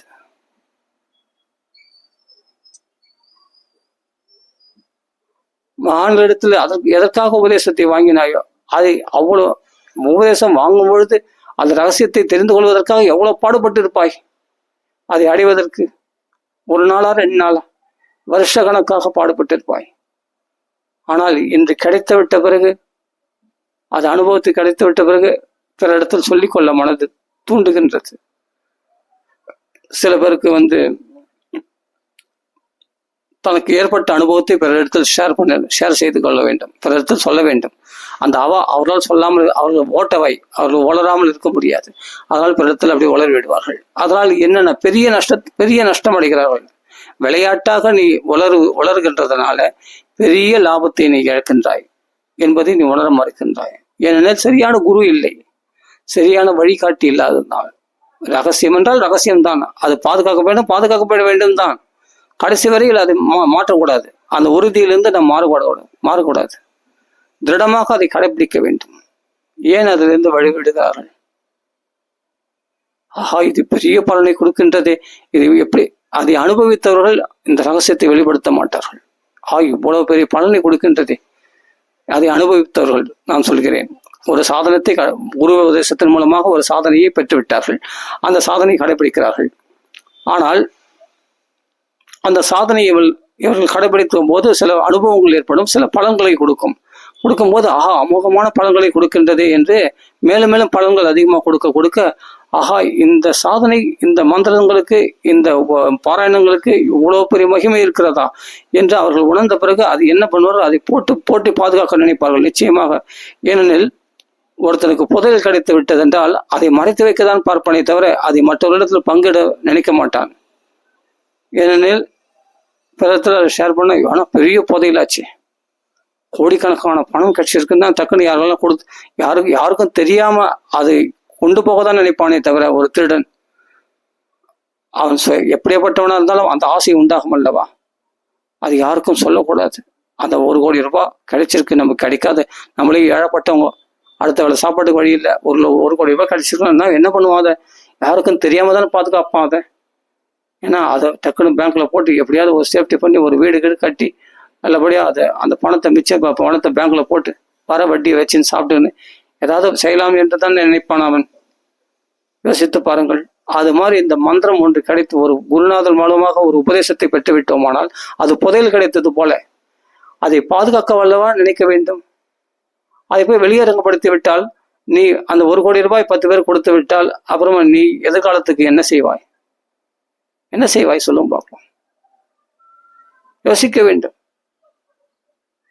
உனக்கு கொடுத்த உபதேசத்தை அதை ஸ்திரமாக இரவும் பகலுமாக நீ கடைபிடிப்பாயாக. அந்த உபதேசத்தை செயல்படுத்துவாயாக. செயல்படுத்தி சோதனைகள் வந்தாலும் நான் சோதனையின் போதுதான் இன்னும் அதிகமாக நான் செயல்படுத்துவேன், இன்னும் அதிகமாக அந்த சாதனத்தை நான் அனுஷ்டிப்பேன் என்று உறுதியோட சோதனை வந்தபோதுதான் இன்னும் அதிகமாக அந்த சாதனையை நான் அனுஷ்டிப்பேன் என்று பிரகலாதன் போல உறுதியோட நாம் கடைபிடித்தோம். ஆனால் பல சோதனைகளுக்கு நடுவில் அந்த நாராயண நாமத்தை விடாமல் சொன்னார் அல்லவா பிரகலாதன். நெருப்பில் போடும் போதும், விஷம் கொடுத்த போதும், யானை விட்டு மிதிக்கும் போதும், மலையிலிருந்து கீழே சொல்லும் போதும் இந்த நாராயண மந்திரத்தை மறக்காமல் சோதனையின் போதும் இன்னும் அதிகமாக சொன்னார் அல்லவா. அதுபோல அதிகமாக கடைபிடிக்க வேண்டும். அதற்காக தான் இந்த கதைகள் எல்லாம் சொல்லியிருக்கிறார்கள். பாகவத ரகசியம் அதுதான். அதனால இந்த புராண ரகசியத்தை வெளிப்படுத்தினார், நாம் எப்படி கடைபிடிக்க வேண்டும் ஆன்மீக சாதனைகளை என்று. ஆனால் அந்த ரகசியத்தை கேட்டும் வாங்கியும் அதை அனுஷ்டித்தும் ஆனால் உணராமல் இருக்கிறார்களே, அதை நினைத்துதான் மனம் வருத்தமாக இருக்கிறது. அதை தொடர்ந்து முயற்சி செய்து தொடர்ந்து பயிற்சி செய்து அது பிறகு பலன் கிடைக்கும் பொழுது, அது பிறகு பெரிய பெரிய பலன்கள் கிடைத்துக் கொண்டிருக்கும் போது அது என்ன செய்வாய்? அப்பா மௌனமாகி விடுவாய். அதுக்கு பிறகு பேசுவதை நிறுத்தி விடுவாய். ஏன்னா உனக்கு கிடைத்து விட்டதே குரு உபதேசம் மூலமாக உனக்கு பெரிய புதையல் கிடைத்து விட்டது. இப்போ 1 கோடி ரூபாய் புதையல் கிடைச்சதுன்னா அது யாருன்னா சொல்ல மௌனமா இருப்பான், கம்முன்னு கமுக்கமா இருப்பான். அவங்க வீட்டுல எங்கேயாவது புதையல் தோண்டி பார்த்தா ஒரு பெரிய ஒரு கோடி வேணாம், அதிகபட்சமா சொல்ல ஒரு 10 கோடி வச்சுக்கோமே, 10 கோடி ரூபாய் 10 கோடி ரூபாய் மதிப்புள்ள ஒரு தங்கம் கட்சிச்சு, தங்கம் புதையல் கட்சிச்சுப்பா. அவன் என்ன செய்வான் என்றால் உடனே கம்முன்னு இருப்பான், மௌனமா இருப்பான். வாய் மூச்சு விடுவான்னு நினைக்கிறீங்க? மூச்சே விடுவான், கம்முன்னு கமுக்கமா இருப்பான். அப்படியே புதைச்சி வச்சு அது எப்படி கொஞ்சம் கொஞ்சமா வெளியே கொண்டு வந்து செலவுக்கு ஏற்றுக்கிறது, செலவு செய்வது என்பதை யோசிப்பான். அது எப்படி பாதுகாப்பது யாருக்கும் தெரியும். மனைவிக்கு கூட சொல்ல மாட்டான். ஆமா, அவ கூட எங்கன்னா பெண்ணு, அவ எங்கன்னா உளறிடுவான் அப்படின்னு மனைவிக்கு கூட சொல்ல மாட்டான். 10 கோடி ரூபாய் தங்கம் கிடைச்சிருக்குன்னு சொன்னா அவன் என்ன பண்ணுவான், மனைவிக்கு கூட சொல்ல மாட்டான், பிள்ளை கூட சொல்ல மாட்டான். கம்முன்னு நைட்டா என்ன பண்ணுவான், அவன் எங்க புதைச்சி வச்சான் அங்கேயே யாருக்கும் தெரியாம மண்ணை போட்ட மூடி புதைச்சி வச்சுட்டான். இவன் மட்டும் ஒரு அடையாளம் வச்சிருப்பான். வேணும் போது அதுல கொஞ்சம் கொஞ்சமா அந்த தங்க காசுகளை ஒண்ணு எடுத்து போய் மாறுவடிகளில் வச்சு எங்கேயோ ஒண்ணு அது எப்படியாவது பணமா கன்வெர்ட் பண்ணி சுகமா வாசம் பண்ணுவான். அப்போ யாருக்கும் தெரியாம பாதுகாப்பான் இல்லையா, மனைவிக்கு கூட தெரியாம பாதுகாப்பான் இல்லையா. ஏன்னா அவ போய் 4 வீட்டுல போய் தெரியாம உளறிட்டாலாம், அவங்க அம்மா வீட்டுல போய் உளறிட்டாலாம், மாமியார் வந்தாங்கன்னா இவருடைய அந்த தன் மனைவியுடைய அம்மா வந்துட்டாங்கன்னா அவங்களே வளரிடுவாங்க ஏதாவது. அதனால மனைவிக்கு கூட சொல்ல மாட்டான் ஒரு 10 கோடி ரூபாய். நான் கேள்விப்பட்டிருக்கதெல்லாம், இது சினிமாவில் கூட பழைய படங்கள்ல பார்த்துருக்கேன். அதுபோல மனைவி கூட சொல்ல மாட்டான், கமுக்கமா இருப்பான். அந்த தங்க புதையல் கட்சி தான், அதுல தங்க காசுகளா இருக்கு அப்படின்னா அது என்ன பண்ணுவான், ஒவ்வொரு காசாவா எடுத்து போய் அந்த தங்க நாணயத்தை எங்கேயாவது வச்சு அதை என்ன பண்ணுவான், பணமா கன்வெர்ட் பண்ணி அதை வச்சு செலவுக்கு வச்சுப்பான் குடும்ப நடத்தத்துக்கு இல்லையா. அது மாதிரி பாதுகாக்கப்பட வேண்டும் ஒரு ரகசியத்தை, ஒரு குரு உபதேசத்தை. அப்படி பாதுகாத்து நாம் அதை அனுஷ்டித்தால்தான் பெரிய பெரிய பலன்களை கொடுக்கும். அந்த பலன்களை கொடுக்கும் பொழுதுதான் இது இவ்வளவு பெரிய மகிமை வாய்ந்ததா இந்த மந்திரங்களுக்கு, இந்த மந்திரத்துக்கு இவ்வளவு மகிமை உள்ளதா, இந்த பாராயணங்களுக்கு இவ்வளவு மகிமை உள்ளதா, இந்த ஸ்லோகத்துக்கு இவ்வளவு மகிமை உள்ளதா என்று நாம் அப்பொழுதுதான் நமக்கு தெரிய ஆரம்பிக்கும். அப்படி தெரிந்த பிறகு அதுக்கு பிறகு நீங்கள் மௌனமாகி விடுவீர்கள், யாருக்கும் சொல்ல மாட்டீர்கள். பலன் கிடைக்காத வரைக்கும் அனுபவம் இல்லாததால் உளறி கொண்டிருப்பீர்கள். அவர்கள் சொன்னார்கள், இவர்கள் சொன்னார்கள், அதை சொன்னார்கள், இதை சொன்னார்கள் என்று. கிடைத்து விட்ட பிறகு அதை அனுபவித்த பிறகு ஆஹா, அருமையான அனுபவத்தை கொடுக்கிறது, நம்ம ஆத்மார்த்தமாக நமக்கு அனுபவத்தை கொடுக்கின்றது என்று தெரிந்தவுடனே இப்படிப்பட்ட சந்தோஷத்தை கொடுக்கின்ற இதை போய் சுலபமாக வாரியறுத்தி விடுவதா, சுலபமாக அனாமதேயமாக தகுதியற்றவர்களுக்கு இதை உபதேசித்து விடுவதா இந்த மந்திரத்தை என்று யோசிக்க ஆரம்பித்து விடுவார்கள். நிச்சயமாக அது சுயநலம் என்றால் சுயநலம் தான். ஆனால் ஏன் சுயநலம் என்றால் சுயநலம் மட்டுமல்ல, ஏனெனில் அது அவ்வளவு மகத்துவம் வாய்ந்ததாச்சு. இப்படிப்பட்ட பெரிய வஸ்துவை சுலபமாக அதனுடைய மதிப்பு தெரியாதவர்களிடத்திலிருந்து எப்படி நாம் கொடுப்பது என்பதனால் அதை கொடுக்க மறுப்பார்கள். அதை மதிப்பு தெரிந்து அதை கொடுத்தால் அல்லவா அவன் பயன்படுத்துபவன் சரியாக பயன்படுத்துவான். மதிப்பு தெரியாத இடத்தில் போய் இதை ஒப்படைத்து விட்டால் எனக்கும் நஷ்டம், அதை வாங்கிக் கொள்பவர்களுக்கும் நஷ்டம் அல்லவா. ஏனெனில் அவன் கடைபிடிக்க போவதில்லை. அவனிடத்தில் இந்த மதிப்புக்கு இந்த உயர்ந்த 10 கோடி ரூபாய் சொத்து உள்ள 10 கோடி ரூபாய் மதிப்புள்ள ஒரு புதையல் போல உயர்ந்த மதிப்புடைய இந்த உபதேசத்தை நான் கொடுத்து விட்டால் அது அவர்கள் அலட்சியமாக பெற்றுக்கொண்டார்கள். ஆனால் அது அவர்களுக்கும் பயன்பட போவதில்லை. என்னுடைய தவசும் குறைந்துவிடும், எனக்கும் அது நஷ்டம் அல்லவா. முறையற்றவர்களுக்கு உபதேசித்ததனால் அந்த பாவம் என்னையும் வந்து சாரும் அல்லவா. தேவைதானா? நானும் அந்த தபசை இழக்க வேண்டுமா? என்னுடைய பக்தியை இழக்க வேண்டுமா? என் சாதனத்தில் உள்ள நம்பிக்கை குறைய வேண்டுமா? அதனால் ரகசியங்கள் போற்றி பாதுகாக்கப்பட வேண்டுதான், கண்டிப்பாக பாதுகாக்கப்பட வேண்டும். கண்டிப்பாக ரகசியங்கள், சில விஷயங்கள், பொதுவான விஷயங்கள், சொல்லப்பட வேண்டிய விஷயத்தை கண்டிப்பாக சொல்ல வேண்டும். ஆனால் ரகசியங்கள் உனக்கு என்ன உபதேசித்தார்கள் அந்த குருமார் அப்படி என்று கேட்டால், அவரா எனக்கு இது சொன்னார்பா, இந்த மந்திரத்தை சொன்னார்பா, அப்படியா அப்படின்னு அவர்கள் கேட்டுக்கொள்வார்கள். ஆனால் நீ தான் நஷ்டமடைவாய். ஒரு குருநாதர் உனக்கு கூப்பிட்டு உபதேசிக்கிறார் என்றால் அது ஏன் நீ மற்றவர்களுக்கு உரைக்கிறாய்? எதற்கு மற்றொரு இடத்தில் நீ உளறி விடுகிறாய்? ஏன் உன் ஓட்டை வாயால் உளறி விடுகிறாய்? ஏன் நீ நஷ்டமடைகிறாய்? உன்னை யார் மற்றவர்களுக்கு சொல்ல சொல்றது? அவர்கள் எவ்வளவு நெருங்கினவர்கள், உன் மனைவியே ஆனாலும், உன்னுடைய பிள்ளைகளே ஆனாலும், உன் தாய் தந்தையே ஆனாலும் சொல்லக்கூடாது, ரகசியத்தை சொல்லக்கூடாது. உனக்கு குரு உபதேசமாக பெற்ற அந்த உபதேசத்தை தயவு செய்து சொல்லாதீர்கள். நீங்கள் சாதனையில் வெற்றி அடையணும் என்று உங்கள் நன்மைக்காக சொல்கிறேன். உங்கள் நன்மைக்காக சொல்கிறேன். நீங்கள் சாதனையில் வெற்றி அடைய வேண்டும் என்று உங்களுக்கு ஆசை இருந்தால் நிச்சயமாக நீங்கள் பக்குவம் அடைய வேண்டும், உன்னத ஸ்திதிக்கு வர வேண்டும், உயர்ந்த நிலைக்கு வர வேண்டும் என்றால் தயவு செய்து அந்த ரகசியத்தை சொல்லாதீர்கள். நான் சில விஷயங்கள் எனக்கு ஞாபகம் வருகின்றது, நன்றாக புரிந்து கொள்ளுங்கள். நான் சின்ன வயசுல எனக்கு உடம்பு சரியில்லைன்னா ஒரு அம்மன் கோயிலுக்கு போவாங்க. என் தாயாரானவர் ஒரு அம்மன் கோயிலுக்கு அழைத்து கொண்டு போவார்கள், அழைத்து கொண்டு செல்வார்கள். அப்படி செல்லும் பொழுது அந்த இடத்துல ஒரு பூசாரி இருப்பார். அவர் மந்திரத்தை வெளிப்புறமாக உச்சரிக்க மாட்டார். வேப்பலையை என் தலையில் வைத்து திருநீறு பூசிவிட்டு உடல் சரியில்லை என்பதால் அவர் என்ன பண்றார், வேப்பலையை அடிப்பார். வேப்பலை அடிக்கும் போது அவர் அந்த உசுசுன்னு தான் சொல்லுவாரே தவிர, அந்த உசுசுன்னு சொல்லுவாரே தவிர, ஆனால் என்ன உச்சரிக்கிறார் என்பது எங்களுக்கு தெரியாது. ஆனால் அவரு அந்த வேப்பலை 2 தடவை போய் 2வது தடவை போய் வேப்பலை அடிக்கும் போது 3வது தடவை போய் சுத்தமாக நோயே குணமாயிடும். அந்த ஜுரமே போய்விடும். இன்னொரு ஜுரமோ வயிற்று வெளியோ எந்த கஷ்டம் வந்தாலும், எனக்கு இல்லை பேதி வயிற்று வலி இருக்கு, இப்போ தலைவலிக்கு தான் உடனே அந்த பூசாரி இடத்தில் செல்வார்கள். உடனே அந்த வேப்பலையை வைப்பார், திருநீறு பூசி விடுவார், அந்த வேப்பலையை அடிப்பார். அவர் உசுன்னு எதுவும் சொல்லுவார், அவள் தான் சரியா போயிடும். முதல் தடவை வேப்பலை ஒரு 3 தடவை போனோம். முதல் தடவை வேப்பலை அடிக்கும் போது கொஞ்சம் சுமாராகிடும்.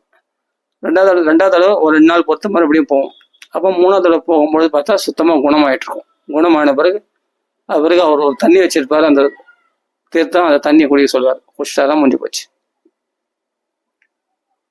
ஆனால் கடைசி வரையில் அது என்னவென்று எனக்கு தெரியவில்லை. ஒரு நாள் தெரிந்து கொள்ள வேண்டும் என்று ஆசைப்பட்டேன். அது என்ன மந்திரம் தான் உச்சரிக்கிறார் என்று, அந்த பூசாரி என்ன மந்திரத்தை தான் உச்சரிக்கின்றார் என்று தெரிந்து கொள்ள ஆசைப்பட்டேன். நான் சென்றேன். அது வேறு யாரும் இல்லை, என்னுடைய மாமா, தூரத்து மாமா. அவரு மாமா முறையாகிறது, ஒரு பூசாரியாக இருக்கிறார் கோயில். ஒன்றுமில்லை, நமசிவ சிவ, அந்த சிவன்ற வார்த்தை தான் சின்ற மாதிரி கேட்கும் எனக்கு. அது நமசிவ நமசிவ நமசிவ நமசிவ நமசிவ நமசிவ நமசிவ நமசிவ நமசிவ நமசிவ நமசிவ நமசிவாய் நமசிவாய் நமசிவாய் நமசிவாய் நமசிவ நமசிவ, இதை தான் அவர் உச்சரித்து கொண்டிருந்தால் இத்தனை நாளைக்கும். நமக்கு தெரியாது, எனக்கு தெரியாது, நீண்ட நாட்களாக தெரியாது. பிறகுதான் அந்த உண்மையை அவர் சொல்லவில்லை, யாரோ ஒருத்தர் மூலமாக எனக்கு தெரிந்தது. அந்த காலத்து மக்கள், அந்த காலத்து பெரியவர், அவர் வயதானவர், பூசாரி. ஆனால் அவர்கள் எப்படி மந்திரத்தை போற்றி பாதுகாத்தார்கள் பார்த்தீர்களா? இதாங்க ரகசியம், இதான் ரகசியம். அப்படி போற்றி பாதுகாக்கப்பட்டதனால்தான் அவர்கள் எல்லாம் அந்த மந்திரத்துக்கு உடனே பலன் கிடைத்தது. பகவான் சொன்னார் அல்லவா அதிதி தேவிக்கு, உனக்கு இந்த மந்திரம் போற்றி பாதுகாக்கப்பட்டால்தான் உனக்கு பலன் கொடுக்கும். இதை மறைத்து வைக்கப்பட்டால் தான், தேவ ரகசியம் மறைத்து வைக்கப்பட்டால் தான் பூர்ண பலனை கொடுக்கும் அப்படின்னு என்று பகவான் பிரத்யட்சமாகி அதிதேவிக்கு சொன்னாரா இல்லையா? வைகுண்டவாசி, இதுதான் நாம் புரிந்து கொள்ள வேண்டும். அப்பொழுது அந்த பூசாரி யார் என்றால் என் தூரத்து எனக்கு உறவுதான் மாமனார். ஆனால் அவர் எனக்கு சொல்லவில்லை. ஆனால் எனக்கு அப்புறமா தெரிந்து விட்டது. அவர் என்ன சொல்கிறார் என்றால், நமசிவாய நமசிவ நமசிவ நமசிவ நமசிவ நமசிவ நமசிவ நமசிவ நமசிவ. அந்த இசுன்றது மட்டும்தான் நம்மளுக்கு லைட்டாக கேட்குமே தவிர மனசுக்குள்ளே ஜெபிப்பு வராது. அந்த நமசிவா என்ற மந்திரத்தை அதை ஜெபித்து தான் இத்தனை பேருடைய நோய்களையும் குணமாக்கினார் அவர். அந்த வேப்பலையை அடித்து அவர்கள் அம்மை போட்டு இருந்தால் கூட அந்த வேப்பலையை இது பண்ணி அவளுக்கு இது பண்ணி விட்டாருன்னா சரியா போயிடும். அவளுக்கு தலைக்கு அந்த வெயிலில் காய வச்ச தண்ணியை தலை குளிப்பாட்டி அந்த வேப்பலை போட்டு அம்மா குளிப்பாட்டினாங்கன்னா அந்த அம்மையெல்லாம் போயிடும், அவங்களுக்கு எல்லா வியாதியும் போயிடும். அவர் வந்து மந்திரிச்சு விட்டாருன்னா சரியா போயிடும், எல்லாமே சரியா போயிடும். அப்போ மாரியம்மன் தாலாட்டு படிக்க சொல்லுவார். மாரியம்மன் தாலாட்டு படிச்சுட்டு அந்த அம்மை வியாதியை போக்கி விடுவார் அவர். நடந்திருக்கு இதெல்லாம். சின்ன வயசுல நான் பார்த்துருக்கேன்.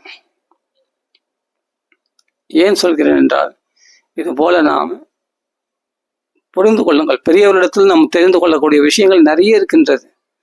பெரியவர்கள் எல்லாம் மறைத்து வைத்தார்கள், எவ்வளவு ரகசியங்களை மறைத்து வைத்தார்கள். ஏனெனில் அது பலன் கொடுக்கும். அப்பொழுதுதான் அது அவர்கள் வாக்கில் நாம் அந்த மந்திரத்தை வாங்கிவிட்டோமானால் நமக்கு பலன், அமோகமான பலன். அப்பா கபகபாபான்னு அப்படியே புத்திலிருந்து ஈசல் வர மாதிரி நமக்கு பலன்கள், அமோகமான பலன்கள் கிடைத்து கொண்டே இருக்கும். வாழ்க்கையில மேலும் மேலும் மாற்றங்கள் ஏற்பட்டு கொண்டே இருக்கும். வாழ்க்கையில முன்னேற்றங்கள் ஏற்பட்டு கொண்டே இருக்கிறோம். நிச்சயமாக அவர் பணம் வேண்டும் என்றால் பணம் கிடைக்கும், பதவி வேண்டும் என்றால் பதவி கிடைக்கும், எல்லாமே கிடைக்கும். அவர்கள் எல்லா புகழ் வேண்டும் என்றால் புகழ் கிடைக்கும், எல்லாமே கிடைக்கும். ஏனெனில் அவர்களுக்கு ஒரு கற்ப விருஷமாகிய அந்த அமிர்த சுரபியாகிய அந்த மந்திரத்தை வைத்துக் கொண்டிருக்கிறார்கள். அப்போ அதுல சித்தி பெற்றவர்கள், அதில் பலன் அடைந்தவர்கள், அது மற்றவர்கள் அந்த நமசிவாய் அந்த நாமத்தை சொல்லிய நோய்களை குணமாக்கி கொண்டிருக்கிற அந்த பூசாரி, அவர் வாக்கால நாம் அந்த மந்திரத்தை பெற்றுக்கொண்டோம். ஆனால் நிச்சயமாக, ஆனால் நாம் அதை சத்தையோடு கடைபிடிக்க வேண்டும். கடைபிடித்தோம் ஆனால் நிச்சயமாக பெரிய பலன்களை அடைய முடியும். இது போல எத்தனையோ சொல்ல முடியும். எத்தனையோ பேரிடத்தில் நான் இது போல ரகசியங்களை பார்த்திருக்கிறேன். அவர்கள் எதை அனுஷ்டிக்கிறார்கள் என்றால் அந்த குரு உபதேசத்தை அனுஷ்டிக்கிறார்கள், சரியாக கடைபிடிக்கிறார்கள், கை மேல பலன் கொடுக்கின்றது. பார்த்திருக்கிறேன். நான் சொன்னா நம்புற மாதிரி இல்லையா? உண்மை இதெல்லாம் சத்தியமான விஷயம். அவர் இசுன்னு சொல்றது அந்த சுசுன்னு தான் சத்தம் கேட்குமே தவிர அந்த அந்த நமசிவான்றதுல சைலண்டா போயிடும். அந்த சிவான்றது மட்டும் அந்த இசு மட்டும் தான் கேட்கும். வாயில பார்த்து அந்த காதல பார்த்து சிசுன்றது மட்டும் தான் கேட்குமே தவிர அந்த சிவாயன்ற வார்த்தை முழுசா கேட்காது. அப்படி மனசுக்குள்ளே ஜெபிப்பாங்க. ஜெபிச்சு அந்த வேப்பல் அடிப்பார். உடனே அந்த நோய் குணமாயிடும். வயிற்று வலி, தலைவலி, எந்த வழியா இருந்தாலும் போயிடும். எவ்வளவு பேர் குணமாக்கிருக்கா நான் பார்த்திருக்கேன். ஆனா அவருடைய தம்பி ஒருத்தர் இருக்கிறாரு, அவர் வள்ளலார் வழியில போற, அவருக்கே தெரியாது இவர் என்ன மந்திரம் ஜெபிக்கிறாரு. யாருக்கும் சொல்ல மாட்டார். அது ஒண்ணும் இல்லப்பா, அது ஒண்ணும் இல்லை, அது ஒண்ணும் இல்லை, அப்படியே சிரிச்சினே போயிடுவார். அவர் சொல்ல மாட்டார். அது ஒண்ணும் இல்லை, அது சும்மா, அதெல்லாம் சொல்ல முடியாது, அதெல்லாம் சொல்ல முடியாது அப்படின்ட்டு சிரிச்சினே போயிடுவார். அது மாதிரி மகான் அது மாதிரிதான் இருப்பாங்க. அந்த காலத்துல இது போல இருக்கிறாங்க, எத்தனையோ பேர் இருக்காங்க. அது மாதிரி நம்ம ஒரு குரு உபதேசமாகவோ எப்படியோ தெரிஞ்சோ தெரியாமோ நமக்கு கிடைச்சிச்சுன்னு சொன்னா சில விஷயம், இப்ப நாமத்துக்கு குரு உபதேசம் கூட தேவையில்லை, அது யார் வேணா ஜெபிக்கலாம் அப்படின்னு சொல்லிருக்காங்க. அது குரு உபதேசம் பெற்றவங்களும் இருக்காங்க. எப்படினாலும் நாம சொல்லலாம்னு எத்தனை பேர் பிடிக்கிறாங்க? எத்தனை பேருக்கு தெரியும் நாமத்துடைய மகிமை? எத்தனை பேருக்கு தெரியும் சொல்லும் பார்க்கலாம்? நிறைய பேருக்கு தெரியாது. அது அப்படின்னா இரவும் பகலும் ஒரு விஷயத்தை நாம் அதை ஒரு அல்ப மந்திரங்களை கூட, இது நான் எந்த கிரந்தம் சொல்ல மாட்டேன். ஏன்னா எனக்கே இப்ப பயமா இருக்கு சில விஷயங்கள்லாம். எந்த கிரந்தம் சொல்ல மாட்டேன். ஒரு கிரந்தத்துல சொல்லப்பட்டிருக்கிறது, அல்ப மந்திரங்களை ஒரு ராட்சசன், ஆனா ராட்சசர்களுக்குள்ள ஒரு சாமியார் இருக்கிறார். ராட்சசர்களுக்குள்ளே சாமியார்கள் இருக்கிறார்கள். அந்த சாமியாரு அல்ப மந்திரங்களை ஜெபிச்சு ஆவர்த்தி பண்ணி அதை சித்தி செய்து வைத்துக் கொண்டிருக்கிறாராம் ஒருத்தர். அது அந்த சாஸ்திரத்தில் சொல்லப்பட்டிருக்கிறது. என்னடா அதுன்னு பார்த்தா அவருக்கு அப்படிப்பட்ட சக்தி பெற்றவராக, அவர் ஒரு ரிஷியாக, ஆனா ராட்சச குலத்துல பிறந்தவர், ஆனா ஒரு ரிஷியாக பிரகாசிக்கிறார். காரணம் என்னன்னா, ஒரு அல்ப மந்திரம் அவருக்கு ஏதோ யாரோ ஒரு குருநாதர் உபதேசித்திருக்கிறார். அல்ப மந்திரம் தான், சாதாரண மந்திரம் தான். அந்த மந்திரத்தை அவர் ஜெபிச்சு சித்தி பண்ணி அவர் என்ன பண்றார், அவர் பெரிய ஒரு மகரிஷியாக மாறிவிட்டார். ஒரு ராட்சசன் அவர். அந்த அல்ப மந்திரத்தை சித்தி செய்து கொண்டு வைத்திருக்கிறார் கையில. அவர் நினைச்சா என்ன வேணாலும் பண்ண முடியும். எந்த லோகத்துக்கும் போக முடியும், எந்த கிருத்தியும் உண்டாக முடியும், விசுவாசம் உண்டாகும். அந்த அளவு சக்தி பெற்றவராக ஒரு ராட்சசன், அவரு சித்தி பெற்ற ஒரு ரிஷியா, சிறந்த சக்தி பெற்றவராக திகழ்கிறார். அப்படி மந்திர சக்தி பெற்றவராக இருக்கிறார். அது அப்போ ஒரு குரு உபதேசம் கேட்டது, நான் என்னப்பா உனக்கு சாதாரணமா அல்பமா ஒரு விஷயம் சொன்னேன், இதை போய் நீ உறுதியா கடைப்பிடிச்சு இவ்வளவு பாவ சக்தி பெற்றவனா மாறிட்டேன்னு. அதான் குரு உபதேசம். குருமார்கள் சொல்றது அல்பமா இருந்தா கூட அதை மந்திரமாக ஜெபிக்கின்ற அந்த சிஷ்யன் ஒரு ராட்சசன் தான். ஆனா அவன் பெரிய ஒரு மகரிஷியா, பெரிய ஒரு மகா தேஜஸ்வியா, மகா தபஸ்வியாக மாறிவிட்டான். அப்படி மாறி இருக்கிறார்கள். அதில் எத்தனையோ ராட்சர்களோட அவரும் ஒரு ராட்சசனா இருக்கிறாராங்க. இதெல்லாம் எப்படி, இதெல்லாம் ஆச்சரியமா இருக்கு. என்ன இதெல்லாம் சாஸ்திரங்கள் சொல்லியிருக்கு, நான் சொல்றேன், இதெல்லாம் சாஸ்திரங்கள் சொல்லியிருக்கு. இது மாதிரி எத்தனையோ விஷயங்கள் இருக்கு. ஆனா நீ ஒண்ணுமே வேண்டாம். நீ உனக்கு அவரவர்களுக்கு என்னென்ன தெரியுமோ, உங்க குருமார்கள் என்ன சொல்லி கொடுத்திருக்கிறார்களோ, நீங்கள் எதை உங்களுக்கு ரொம்ப பிடிச்சிருக்கிறதோ, பிரியமுள்ள விஷயங்கள் எதை நீங்கள் கடைபிடிக்கிறீர்களோ அதை மற்றவர்களுக்கு சொல்ல வேண்டாம். நீங்கள் முதல்ல கடைபிடித்து அதை அனுபவித்து அதற்கு பிறகு அந்த ரகசியத்தை மறைத்து அதுக்கு பிறகு மேலும் மேலும் மேலும் மேலும் மேலும் மேலும் மேலும் மேலும் அதையே கடைபிடித்து முன்னேற்றம் அடையுங்கள். அதற்கு பிறகு நீங்கள் பெரிய பலனை கொடுக்கும் போது நீங்கள் உணர்வீர்கள், ஆஹா, இதுக்கு இவ்வளவு சக்தி இருக்கிறதா என்று. நீங்கள் சொல்ற மந்திரத்தில் இல்லை, உங்களுக்குள்ள இருக்கிற ஆத்ம உணர்வை தட்டி எழுப்பதனால் உங்களுக்குள்ள நம்பிக்கை, சத்தை, அந்த விசுவாசம், தேக உணர்வுகள் குறைந்து ஆத்ம உணர்வு அதிகரிக்கும் போது அந்த வில் பவர், அந்த ஆத்ம சக்தியானது அந்த மந்திரங்களுக்கு கொடுப்பதனால் நீங்கள் அந்த மந்திரமானது உங்களுக்கு சித்தி அடைய செய்கின்றது. அந்த மந்திரத்தின் மூலமாக நீங்கள் சித்தி அடைகிறீர்கள். உங்கள் ஆன்ம உணர்வை, உங்களுடைய ஆத்மஸ்வரூபத்தை நீங்கள் பார்க்கிறீர்கள். இதான் விஷயம். வேற யாரும் இல்லை, நீங்க தான் அந்த மந்திரமாக மாறுகிறீர்கள். எந்த நமசிவாயன்னு சொன்னா அந்த நமசிவாய மந்திரமாக நீங்கள் மாறுகிறீர்கள். மாறும்போது உங்கள் ஆன்மா அதில் ஒருநிலைப்படுகிறது. அப்போ தேகம், மனசு எல்லாம் ஒடுங்கி விடுகிறது. அப்போ ஆத்மா, தேக சக்தி குறைந்து விட்டு ஆத்ம சக்தி அதிகரிக்க அதிகரிக்க அதிகரிக்க அதிகரிக்க ஆட்டோமேட்டிக்கா உங்களுக்கு அஷ்டமா சித்திகள் மற்ற விஷயங்கள் எல்லாமே கை கொடுக்கின்றது.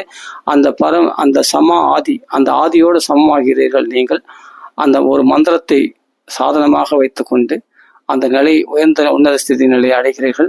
அதற்கு பிறகு நீங்கள் உலகத்தையே உங்கள் வசத்தில் கொண்டு வர முடியும்.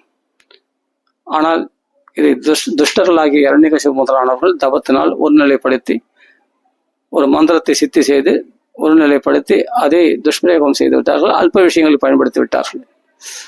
ஆனால் மகான்கள் எல்லாம் அதை தன் ஆத்ம சாதனத்தை அதை மோட்சம் அடைவதற்கு பயன்படுத்தி விடுவார்கள். பகவானை அடைவதற்கு அதை தன் ஆத்மஸ்வரூபத்தை உணர்வதற்கு, ஆத்மஸ்வரூபத்தை உணர்ந்து அந்த ஆத்மாவை, ஜீவாத்மாவை, பரமாத்மாவை அடைவதற்காக அந்த மந்திரத்தை சாதனையாக கைக்கொள்வார்கள். இது புரிந்து கொள்ள வேண்டும்.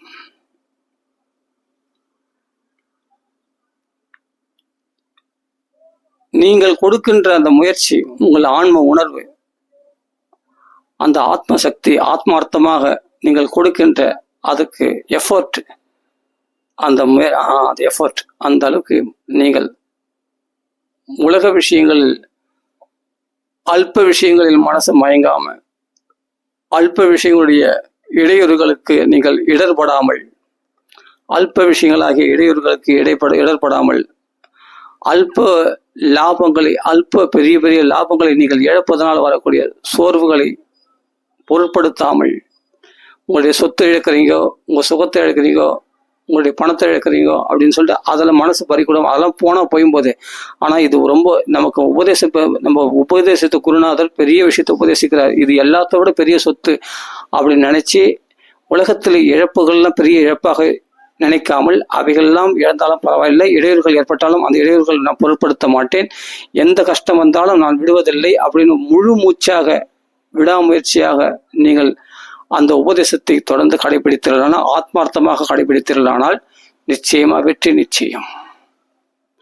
ஏனென்றால் நீங்கள் இழப்பதெல்லாம் அற்பமான விஷயங்கள். ஆனால் உயர்ந்த லாபத்தை அடைகிற வரைக்கும் இந்த சின்ன விஷயங்கள், அல்ப லாபங்கள் பெரிய லாபமாக உங்களுக்கு தோன்றும். இதை இழப்பது பெரிய இழப்பாக உங்களுக்கு தோன்றும். ஆனால் அதெல்லாம் பொருட்படுத்தாதீர்கள்.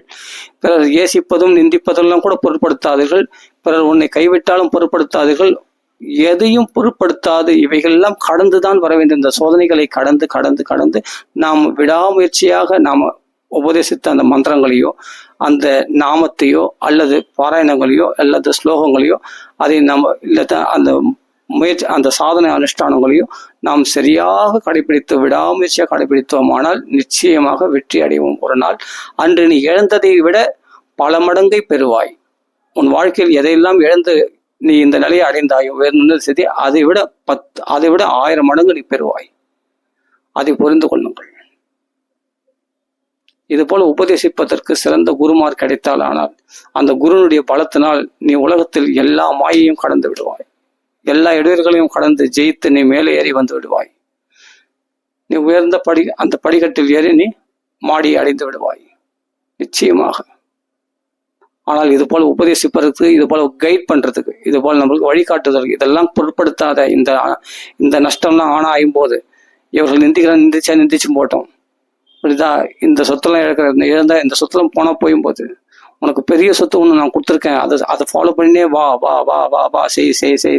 உன்னை ஏமாத்துறவங்களாம் ஏமாந்து போவாங்க, நீ கவலைப்படாத. நீ பாடு கடைபிடிச்சுனே வா, கடைபிடிச்சுனே. இடையூறு பண்றவங்களாம் அவங்க இடையூறு படுவாங்க, நீ கவலைப்படாத. உனக்கு துன்பத்தை கொடுத்தவங்களாம் துக்கப்படுவாங்க, நீ அதெல்லாம் பார்க்காத. அவங்கள பழி வாங்கணும்னு நினைக்காத, அது துக்கப்படுத்துறாங்கன்னு அதை பொருட்படுத்தாத. அதெல்லாம் தாண்டி வா வா வா வா வா மேல வா, மேல மேல மேல மேல மேல வா, மேல மேல மேல மேல மேல மேல வா, மேல மேல மேல மேல வா, மேல வா, மேல வா. அந்த ஆத்மார்த்தமா நான் சொன்ன சாதனைகளை கடைபிடிச்சு மேல வா. இப்ப பாரு உலகத்தை, அப்பா இப்ப கிடைச்ச சாந்தி இருக்கு பத்தியா? இந்த சாந்தி இழந்து எவ்வளவு பேர் இருக்காங்க சுத்தி பாருவேன். கோடிக்கணக்கான மக்கள் சாந்தி இழந்து தவிக்கிறாங்களே. குருநாதா, உன் திருவடி தான் எனக்கு பெரிய நிழலாக இருந்து இந்த உபதேசத்தை நான் பெற்று அதை கடைபிடிச்சு எவ்வளவு பெரிய சாந்தி, எவ்வளவு பெரிய ஆனந்தம், எவ்வளவு பெரிய குதூகலம், சந்தோஷம். பார், உன்னை ஏமாத்தினவங்க எல்லாம் எவ்வளவு துன்பப்படுறாங்க பார், கஷ்டப்படுறாங்க பார். ஐயோ, எனக்கு அது முக்கியமே இல்லை, அது பொருட்டே இல்லை. இப்ப இந்த ரகசியத்தை என்ன செய்ய போற? இப்ப நான் பகவான் கிட்ட வந்துட்டான். இப்போ நீ பகவானை அடையலாம், தாராளமா அடையலாம். நீ எல்லாம் பூர்ண தகுதி பெற்றவனாக இருக்கிற. எல்லா உலகத்துல நீ எதை பெற வேண்டுமானாலும் பெறலாம். இறைவனுக்கு எந்த அதிகாரம் உண்டோ அந்த அதிகாரம் ஆதிக்கு சமமாக உனக்கும் எல்லா அதிகாரங்களும் உண்டு. உலகத்தையே சிருஷ்டிக்கு படைத்து காத்து அழிக்கக்கூடிய சக்தியும் உனக்கு உண்டாகிவிட்டது. உனக்கு அஷ்டமா சித்திகளும் கைவரப்பட்டு விட்டது. உனக்கு எல்லாமே கிடைக்கும். உலகத்தில் என்ன வேண்டுமோ கிடைக்கும். எதை வேண்டுமானாலும் நீ பெற முடியும். எங்க வேணாலும் நீ மறைய முடியும், எங்க வேண்டுமானாலும் தோன்ற முடியும். உனக்கு எல்லாமே கிடைத்து விட்டது. இப்போ உனக்கு என்ன வேண்டும்? குருநாதா, உன் திருவடி நிழல் ஒன்று எனக்கு வேண்டும், வேறு எதுவும் வேண்டாம். பகவானையும் நான் உனக்கு காட்டி கொடுக்கின்றேன். என் சிஷ்யா, என் உபதேசத்தை கடைபிடித்தாய் அல்லவா என்று பகவானை காட்டி கொடுத்தால் வேண்டாம். பகவான் ஆஹா அருமையாக இருக்கின்றார், பகவானே நமஸ்காரம். ஆனால் என் குருநாதர் தான் எனக்கு வேண்டும். குருநாதா, உன் திருவடி நிழல் ஒன்றுதான் எனக்கு வேண்டும். ராம லக்ஷ்மணர்கள் வந்து விட்டார்கள். ஆனால் சபரி என்று என்ன கேட்டால் மதங்கம், என் குருநாதரின் திருவடியை நான் போய் சேவிக்க வேண்டும்.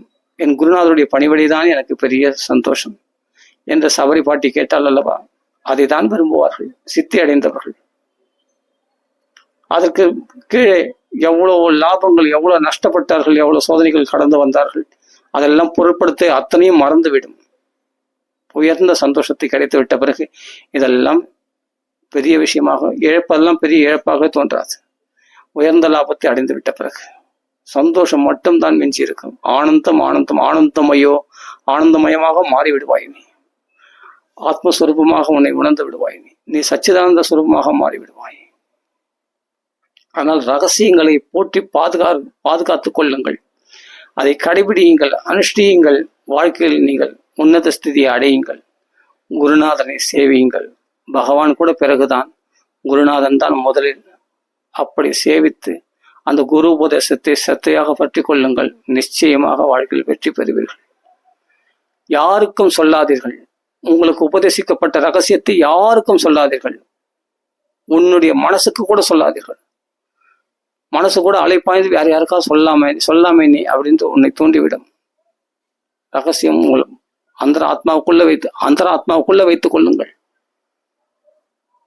எழுதி கூட பார்க்காதீர்கள். அந்த ரகசியத்தை மனதுக்குள் வைத்துக்கொண்டு அதை அனுஷ்டித்து வாருங்கள். நீங்கள் அனுஷ்டிப்பது மற்றவர்களுக்கு புரியவில்லை, புரியாமல் போக வேண்டும். அந்த அளவுக்கு அனுஷ்டியுங்கள். பிறகு பலன் கொடுக்கும் போது உங்களுக்கு தெரியும்.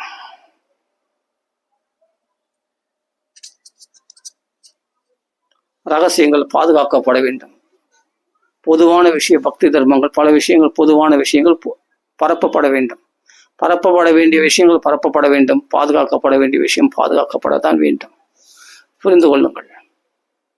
அதை பணமாக மாற்றாதீர்கள். உங்களுக்கு உபதேசிக்கப்பட்ட விஷயத்தை பணமாக மாற்றாதீர்கள். புகழுக்காக உங்களுக்கு உபதேசிக்கப்பட்ட அந்த உயர்ந்த சொத்தை விரயமாக்காதீர்கள். உங்கள் சக்தியை விரயமாக்காதீர்கள். உங்கள் ஆன்ம சக்தியை விரயமாக்காதீர்கள். பிரம்மச்சரியத்தை கடைபிடியுங்கள். உங்களுடைய பிரம்மச்சரியத்தை விரயமாக்காதீர்கள். அதே போல உங்களுடைய நேர்மையை விடாதீர்கள். நேர்மையாக இருங்கள். சத்தியத்தை கடைபிடியுங்கள். தர்மத்தின்படி நடங்கள். சகல ஜீவராசிகளிடத்திலும் அன்பு காட்டுங்கள். உங்களுக்கு உபதேசிக்கப்பட்ட அந்த உபதேசத்தை சிரத்தையோடு கடைபிடியுங்கள். நிச்சயமாக பூர்ணமாக பலன் கிடைக்கும். ரகசியங்களை வெளிப்படுத்தாதீர்கள். நம் குருநாதரை நாம் அவமதிக்க கூடாது. சக்தியோடு கடைபிடிப்போம். நிச்சயமாக உயர்ந்த பலனை பெறுவோம். அப்போ வெளியரங்கப்படாத ரகசியம் உலகத்தில் இல்லவே இல்லை. எல்லாம் வெளியரங்கப்படுத்தப்பட்டு விட்டது. ஆனால் அவர்களுக்கு அது ஏன் பயன்படவில்லை?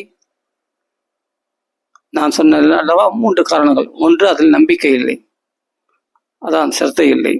இன்னொன்று, அது சுலபமாக கிடைத்து விட்டதனாலே அதில் அலட்சியம். அது மட்டும் இல்லை, அது ரகசியம். ஏனென்றால் அதில் அவர்களுக்கு அனுபவம் இல்லை. அதனால் அதை கடைபிடிக்கவில்லை இல்லையா? சில நாஸ்திகத்தன்மையினால கடைபிடிக்க மாட்டார்கள். சரியான ஒரு குரு வழிகாட்டி இல்லாதனால் அதை கடைபிடிக்கவில்லை. இதுதான் விஷயம். வெளியரங்கப்படுத்தப்பட்டு விட்டது. எல்லா ரகசியங்களும் உங்களுக்கு தெரியும். இன்று யூடியூபில் திறந்தால் எல்லா ரகசியங்களும் வெளிப்படுத்தப்பட்டு விட்டது.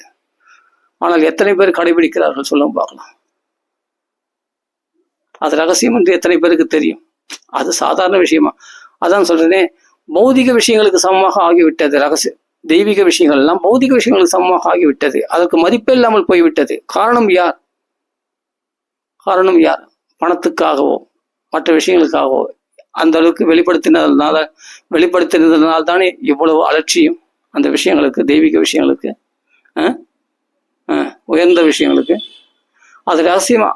அதுக்கு வேற, இது வேற, பௌதிகம் வேற, ஆன்மீகம் வேற, இந்த பகவத் விஷயங்கள் வேற. இது நம்ம சக்திக்கு இது ரொம்ப உயர்ந்த தர்மம், இது உயர்ந்த விஷயம், உயர்ந்த ரகசியம், இது பெரிய பொக்கிஷம் இது என்று தெரிந்து கொண்டவனுக்கு இதை விட முடியுமா? விடவே முடியாது. அதில் அனுபவித்தவன் கொஞ்சம் சுவைத்திருந்தால் கூட அதை அவனால் விட்டு கொடுக்க முடியுமா? விட்டு கொடுக்க முடியாது. புரிந்து கொள்ளுங்கள்.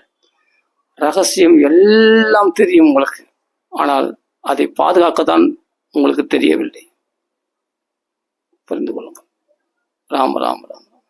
அவர்களுக்கு எந்தெந்த குருநாதர் உபதேசித்தாரோ அதை கடைபிடித்தாலே போதுமானது. இன்னொரு விஷயம் சொல்ல மறந்து விட்டேன். நமக்கு உபதேசித்ததை விட பிறருக்கு உபதேசித்ததை ரொம்ப உயர்வாக நினைத்துக்கிறீர்கள் பத்தியா? அதுதான் பெரிய முட்டாள்தனம். உலக பிரசித்தமாக சில விஷயங்கள் பிரசித்தமாக இருக்கும். சில நாமங்கள் பிரசித்தமாக இருக்கும். சில புராணங்கள் பிரசித்தமாக இருக்கும். ஆனால் நமக்கு குருநாதர் என்னை உபதேசித்தாரோ அது பிரசித்தமாக இல்லாவிட்டாலும் அது மற்றவங்களுக்கு அனுபவம் இல்லாமல் இருந்தாலும் உனக்கு குருநாதர் என்ன உபதேசித்தாரோ அது பார்த்தா ரொம்ப பிரசித்தமா இருக்காது. ரொம்ப அது பெரிய பலன் கொடுக்குமான்னு கூட தெரியாது. ஆனா அதில் தான் நம்ம ஸ்ரத்தையோடு இருக்க வேண்டும். நன்றாக அதுதான் நம்ம முழுசா நம்பணும். அதை தான் நம்ம கடைபிடிக்க வேண்டும். இப்போ சில விஷயங்கள் லோகத்தில் பிரசித்தமாக சில மந்திரங்களை சொல்கிறார்கள், சில நாமங்களை சொல்கிறார்கள், சில புராணங்கள் சொல்கிறார்கள். சரி, பாகவதமே இருக்கட்டுமே, சிறந்த உயர்ந்த புராணம், இது எல்லா பலனையும் கொடுக்கும் என்று சொல்கிறார்கள். ஆனால் உனக்கு நீ எதை உபதேசமாக பெற்றாய் குருவிடத்தில், அதை தான் நிச்சயத்தையே கடைபிடிக்க வேண்டும் என்று புரிந்து கொள்ள வேண்டுமே தவிர நீ குருநாதரிடத்தில் சொன்னதை விட்டுவிட்டு நீ பாகவதத்தை கடைபிடித்தால் அது குற்றமாகும். அது குருவுக்கு அபராதமாகும். நன்றாக புரிந்து கொள்ளுங்கள். அது பிரசித்தமாக இருப்பதனாலேயோ அல்லது அது பெரிய பலன் கொடுக்கும் என்று உனக்கு ஆசை காட்டினதுனாலையோ நீ உனக்கு உனக்கு எது கம்ஃபர்டபுளா இருந்ததோ அதே சமயத்துல குருவாக கம்ஃபர்டபுளா ஒரு விஷயத்தையும் கடைபிடிச்சு குரு உபதேசமா இல்லாம இருக்கலாம். ஆனா முன் ஜென்மத்துல திட்ட குறைய ஒரு விஷயம் நீங்க தொடர்ந்து கடைபிடிச்சிருப்பீங்க. அது நீங்க கம்ஃபர்டபுளாவும் இருக்கும் உங்களுக்கு. ஆனா சில பேர் நான் புத்தியை மாத்திடுவாங்க. இதை விட அது வசதி, இதை விட அது வசதி, பாரு பெரிய பலன் கொடுத்து அதுக்கு சாட்சிகளா நிறைய பேர் பிரமாணங்கள் வைப்பாங்க. அதே சமயத்துல அதனுடைய மகிமைகள்லாம் பார்த்து மயங்கி அது பெரிய பலன் கொடுக்குன்ற ஒரு விஷயத்த நினைச்சு நீங்க ஏற்கனவே கடைபிடிச்ச விஷயத்த விட்டுறக்கூடாது. நல்லா புரியுங்க. அதே மாதிரி குரு உபதேசமாக பெற்ற ஒரு விஷயத்தை அது ஃபேமஸ் இல்லாமல் இருக்கலாம், அது பிறரால் போற்றப்பட்ட விஷயமும் இல்லாமல் இருக்கலாம், ஆனால் அது ரொம்ப பிரசித்தம் இல்லாமலும் இருக்கலாம். அது பெரிய பலன் கொடுத்த மாதிரி யாருக்கும் தெரியாம கூட உங்களுக்கு இருக்கலாம். ஆனால் குருவால் உபதேசிக்கப்பட்டது உனக்கு அனுபவம் இல்லாமல் கூட இருக்கலாம். ஆனாலும் குருவால் உபதேசிக்கப்பட்டது ஒரு பொழுதும் மாற்றக்கூடாது.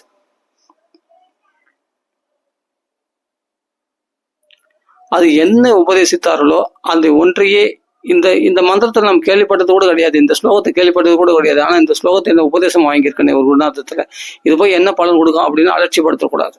உனக்கு என்ன உபதேசித்தார்களோ அதை தான் நீ சத்தையாக கடைபிடிக்க வேண்டுமே வழிய பிறர் புகழ்ந்து பேசுறது பதிலாலோ அது பிரசித்தமா இருப்பதனாலோ பிற விஷயங்கள் பிற உபதேசங்கள் பார்த்தா பிரசித்தமா இருக்கும், சில உபதேசங்கள் பார்த்தா பொதுவா இருக்கும், பிற உபதேசங்கள் பார்த்தா பெரிய பலன் கொடுத்ததா கூட சொல்லுவாங்க. அதுல பார்த்து மயங்கி நீ உனக்கு உபதேசித்ததை நீ கோட்டை விட்டு விடக்கூடாது. உனக்கு உபதேசித்த மந்திரத்தை தான் நீ தொடர்ந்து ஜெபிக்க வேண்டும். தொடர்ந்து ஜெபித்து அதை நீ சக்தியாக கடைபிடித்து மற்றது எவ்வளவுதான் வசதியா சொன்னாலும் அதை திரும்பியே பார்க்க கூடாது. உனக்கு உபதேசித்ததை நீ சக்தியாக கடைபிடித்தால்தான் அது முழுமையான ஒரு பெரிய பலனை கொடுக்கும். அது சாதாரணமா கூட ஒரு ஸ்லோகமா கூட இருக்கலாம், ஆனா அதை கடைபிடிக்கணும். அது அரை ஸ்லோகமா கூட இருக்கலாம், ஒரு உபதேசமாக பெற்றதென்றால் அதுதான் பெரிய பலனை கொடுக்கும்.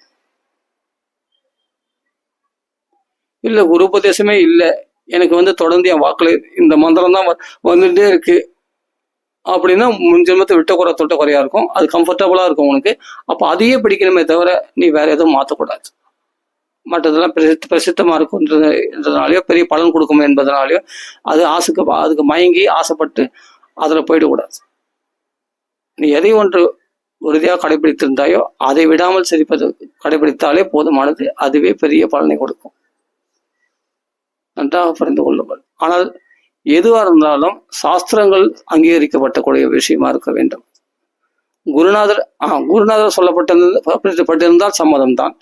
அதே போல நமக்கு கம்ஃபர்டபுளா இருக்கிறதுன்றதுனால ஏதோ சாஸ்திரம் அங்கீகரிக்கப்படாத ஒரு விஷயத்தை கடைபிடிக்க கூடாது.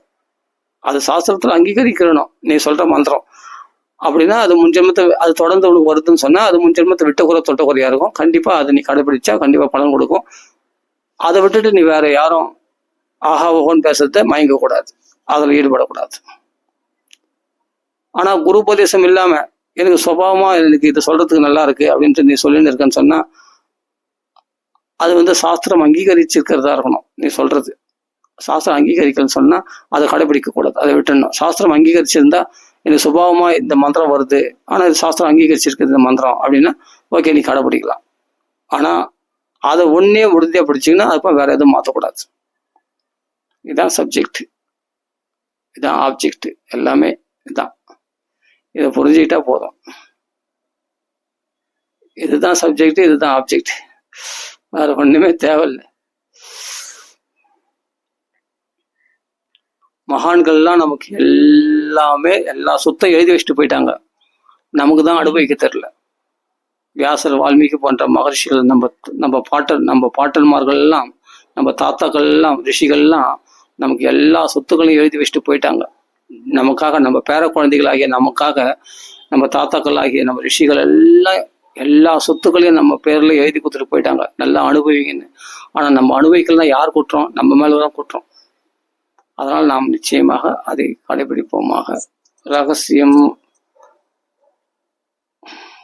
பாதுகாப்போமாக. ராம ராம ராம ராம. எதற்கென்றால் நீங்கள் ஒவ்வொருவரும் பயன்பட வேண்டும் என்பதனால சொல்கிறேன். அதை பாதுகாத்து கடைபிடியுங்கள். நிச்சயமாக உயர்ந்த ஸ்திதியில் நாம் வைக்கப்படுவோம். ராம ராம ராம ராம ராம ராம ராம ராம ராம ராம ராம ராம ராம ராம ராம ராம ராம சீதாபதி ராம ராம ராம ராம ராம ராம ராம ராம் ராம ராம ராம ராம ராம ராம ராம ராம் ராம ராம ராம ராம ராம ராம ராம ராம் ராம ராம ராம ராம ராம ராம ராம ராम श्री राम की की जय आंजनेय स्वामी की जय राम राम राम राम राम राम राम राम आंजनेय श्री राम की जय आंजनेय स्वामी की जय श्रीमद भागवत भवन की जय सरस्वती की जय राम राम राम राम राम राम राम आंजनेय स्वामी की जय राम राम राम राम राम राम राम राम